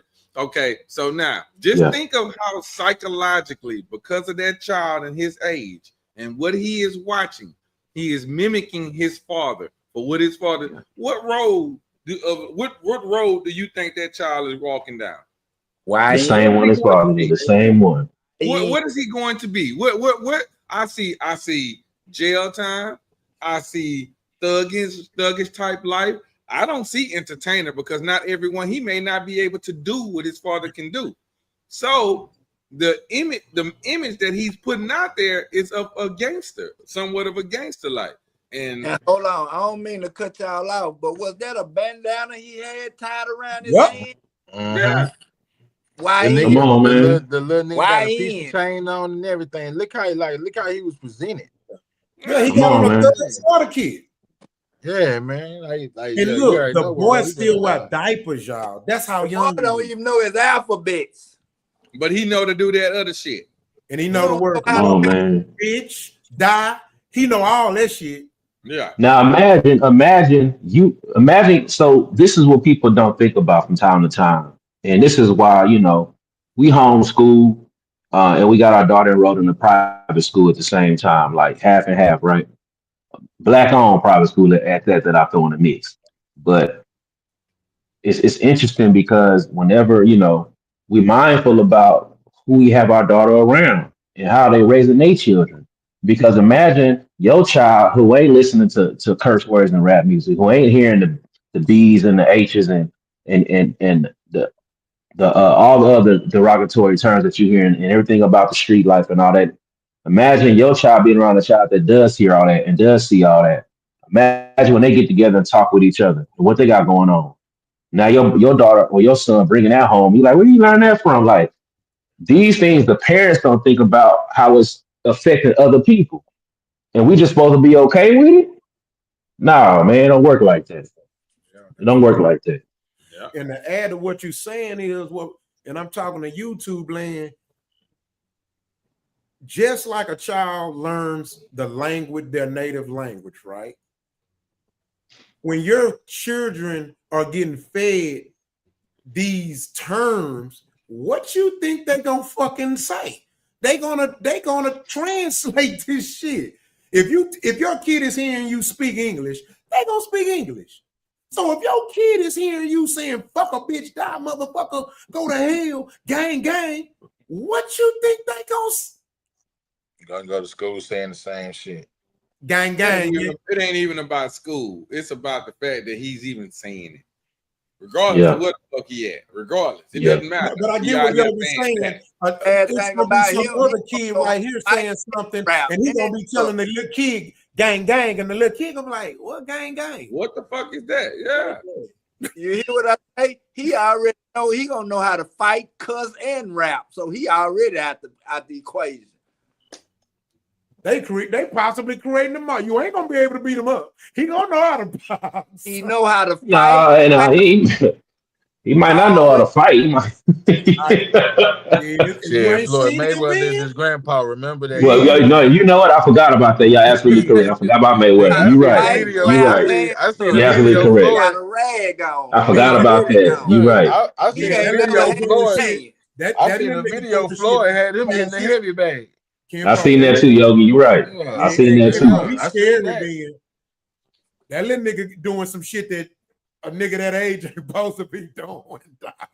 Hey, look, I'm all for the fighting part, but when you mix in the street element with it, he might be if he become a bully, it's over with it. And he rich, super thug. And he rich. We left that out. He rich. And he rich. But think about this. You can't tell him shit. I know we give him credit for when he's with Floyd that y'all say that he's in a better environment. Yeah, he a good grandfather, bro. I can't. Okay, but ain't Floyd the same one that's talking to a 16-year-old child? Oh my fucking God! How old was he? He was 19, dog. 19? Okay, he's 19. Okay, that's still a 50-year-old man talking to a 19-year-old child. But this is the environment that we got him in that he say, see what I'm saying? It's too much going on here. I can't correlate that. Nah. You got the whole 3 I got the wrong age, Roc. I know some niggas live I know humans live fucked up lifestyles and still can be in their kids' life, nigga. I don't Tony Montana had kids, nigga. Goddamn, that motherfucker had an evil whole life. Stop it now. You said who? What person you named? Cartel members. Them motherfuckers, the worst people can be great fathers. I'm one of them. No, that ain't a good correlation, bro. It's a great correlation to me because he's still talking to a 19-year-old child. So contrary to what you may believe, that's on you. You can believe however you want to believe. It's a wonderful correlation to me. And for why we going there, bro? Let me tell you, what nigga want an old bitch? What nigga want an old bitch? Stop. What you think you will sit in like? What nigga want an old bitch? I'm supposed to think. But you went there. What nigga want an old bitch, nigga? What? And let me tell you what nigga want an old bitch? If you can't answer that, get out this. Hold on, I can't see, nigga. I gotta put mine back on. Now, what the fuck we talking about? What nigga want an old bitch? I want an old bitch. Fuck out of here. Yeah, I am. I want an old bitch. I want one. I want an old bitch. I want one. Sandwiches and shit. I don't want to go to the restaurant. Men gonna be men. I want to be an old bitch. Young bitches since the beginning of time. Now, if they underage, I respect that. That's different. I'm questioning man's My insane mind. daughter, 29 You years can old. literally sit here and have conversations with a I'm an 19-year-old advocate. girl and think of attraction. I'm questioning I his have opinion. no problem His with decision-making men skills. fucking adult Rock, women. be honorable. We can Be talk honorable, all Rock. that. Have a We ain't finna go. Hey, listen, it's a damn law. They just made a law in some country where a motherfucker can get married at 13. God damn it, when he's old enough, gonna be old enough. Y'all stop the bullshit. So Let you it agree go, with 13 bro. being the age to get married, It could Rock? be worse. Like So being you agree with 13 is the age to get married? ass at 13. Ain't I got don't running want water, nigga. So It's it's all 13 okay perspective. for you to think that it's okay for that girl to be married? No, I believe in the law, nigga. It's our Fuck the perspective. law. Well, I don't believe in the law. I think I made that clear before. And the law told me a whole bunch of type of shit I told your ass about before. I don't believe in that. That's your law. Let me tell you something. What you said. It is what it is. Niggas ain't gonna stop fucking young adults, nigga. They ain't. That don't make them right because So they do. you can call them weird all That you don't want. make them I right. don't call them weird. If He's not raping her, listen. If he's not raping her, if they not raping them, and that girl is making the sound decisions, you know why T-Dot looking at that us? nigga don't have no moral compass, What we man. listening to? He don't have a moral compass, y'all. You can He say what don't. you He want. untagged. He don't have You one. can call him what you want, and I'm saying He not gonna do the honorable thing. You got to do the honorable thing and say, "Hey, that's wrong." Listen, my daddy, morally, that's wrong. But my daddy married. Story His number last 5, wife y'all. before he died was younger than me. Okay, you want to know who? Hold on. You want to know who walked her down the aisle? Her motherfucking daddy. If her daddy okay with it, I don't give a fuck. Fuck we talking about? Put your glasses Your on. moral compass thrown out. You can That's all we talk about. You ain't honorable, man. See, and this is where I go off on you.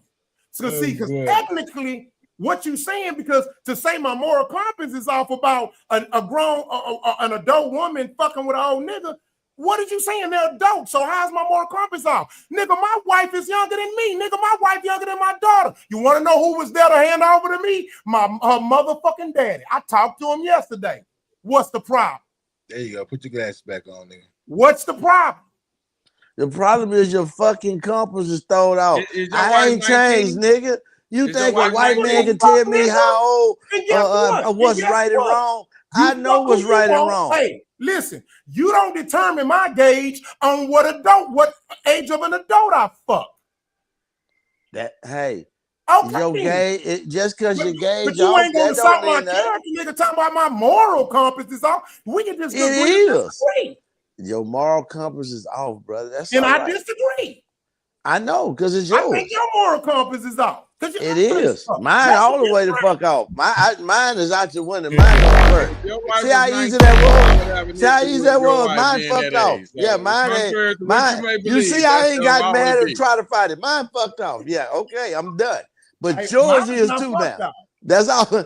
Okay, see, you don't have no honorable bone in your body for you to say I'm wrong or I might misjudge this. You gonna agree to disagree. You gonna do. I didn't say that. I'm not. I'm just saying you. The debate where I respond like this is when you tell me my moral compass is off.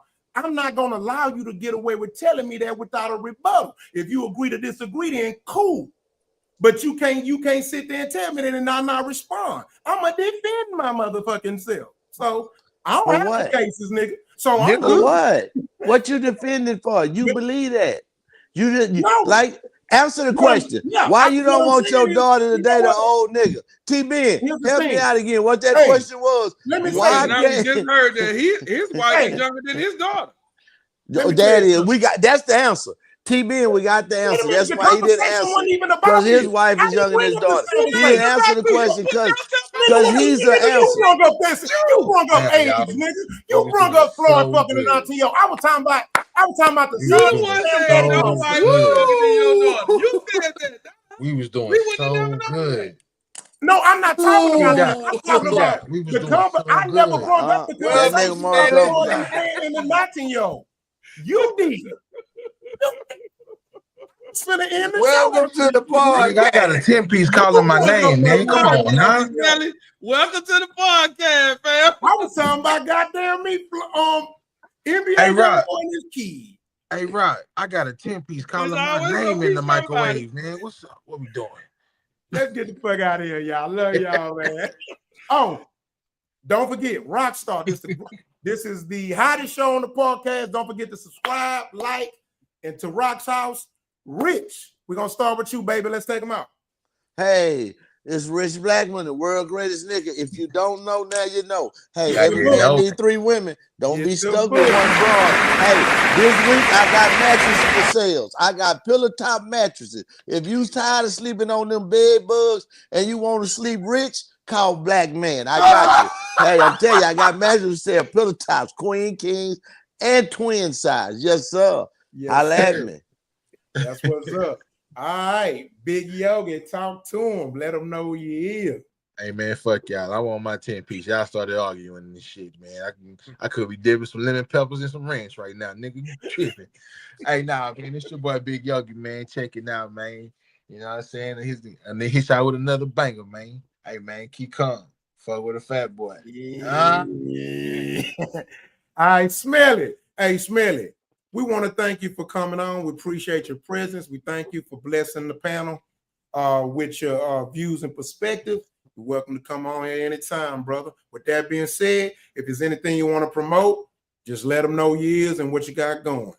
Yogi's taking fade. I appreciate y'all boys for having me, man. I enjoyed it. 34 years in the game, a barber in the Southwest streets of CentralCuts.com, LLC. Look me up. I'm here.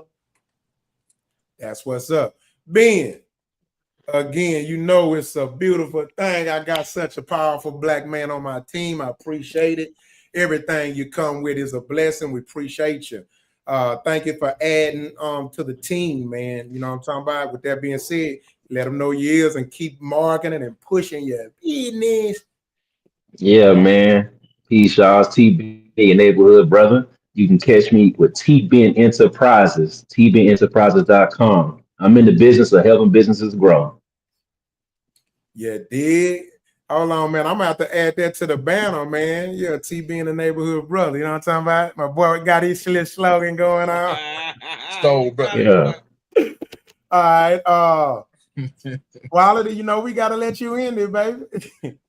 All right, we want to thank everybody for tuning in, man. We love y'all for that. Special shout out to my man Smelly, man. Y'all go check him out. I ain't gonna lie, that boy real razor short with them clippers, y'all. Y'all get with him. Get with him. On that note, we just gonna go and take it out here. We ain't got much time. I am NAT, silent E, aka Quality. Peace.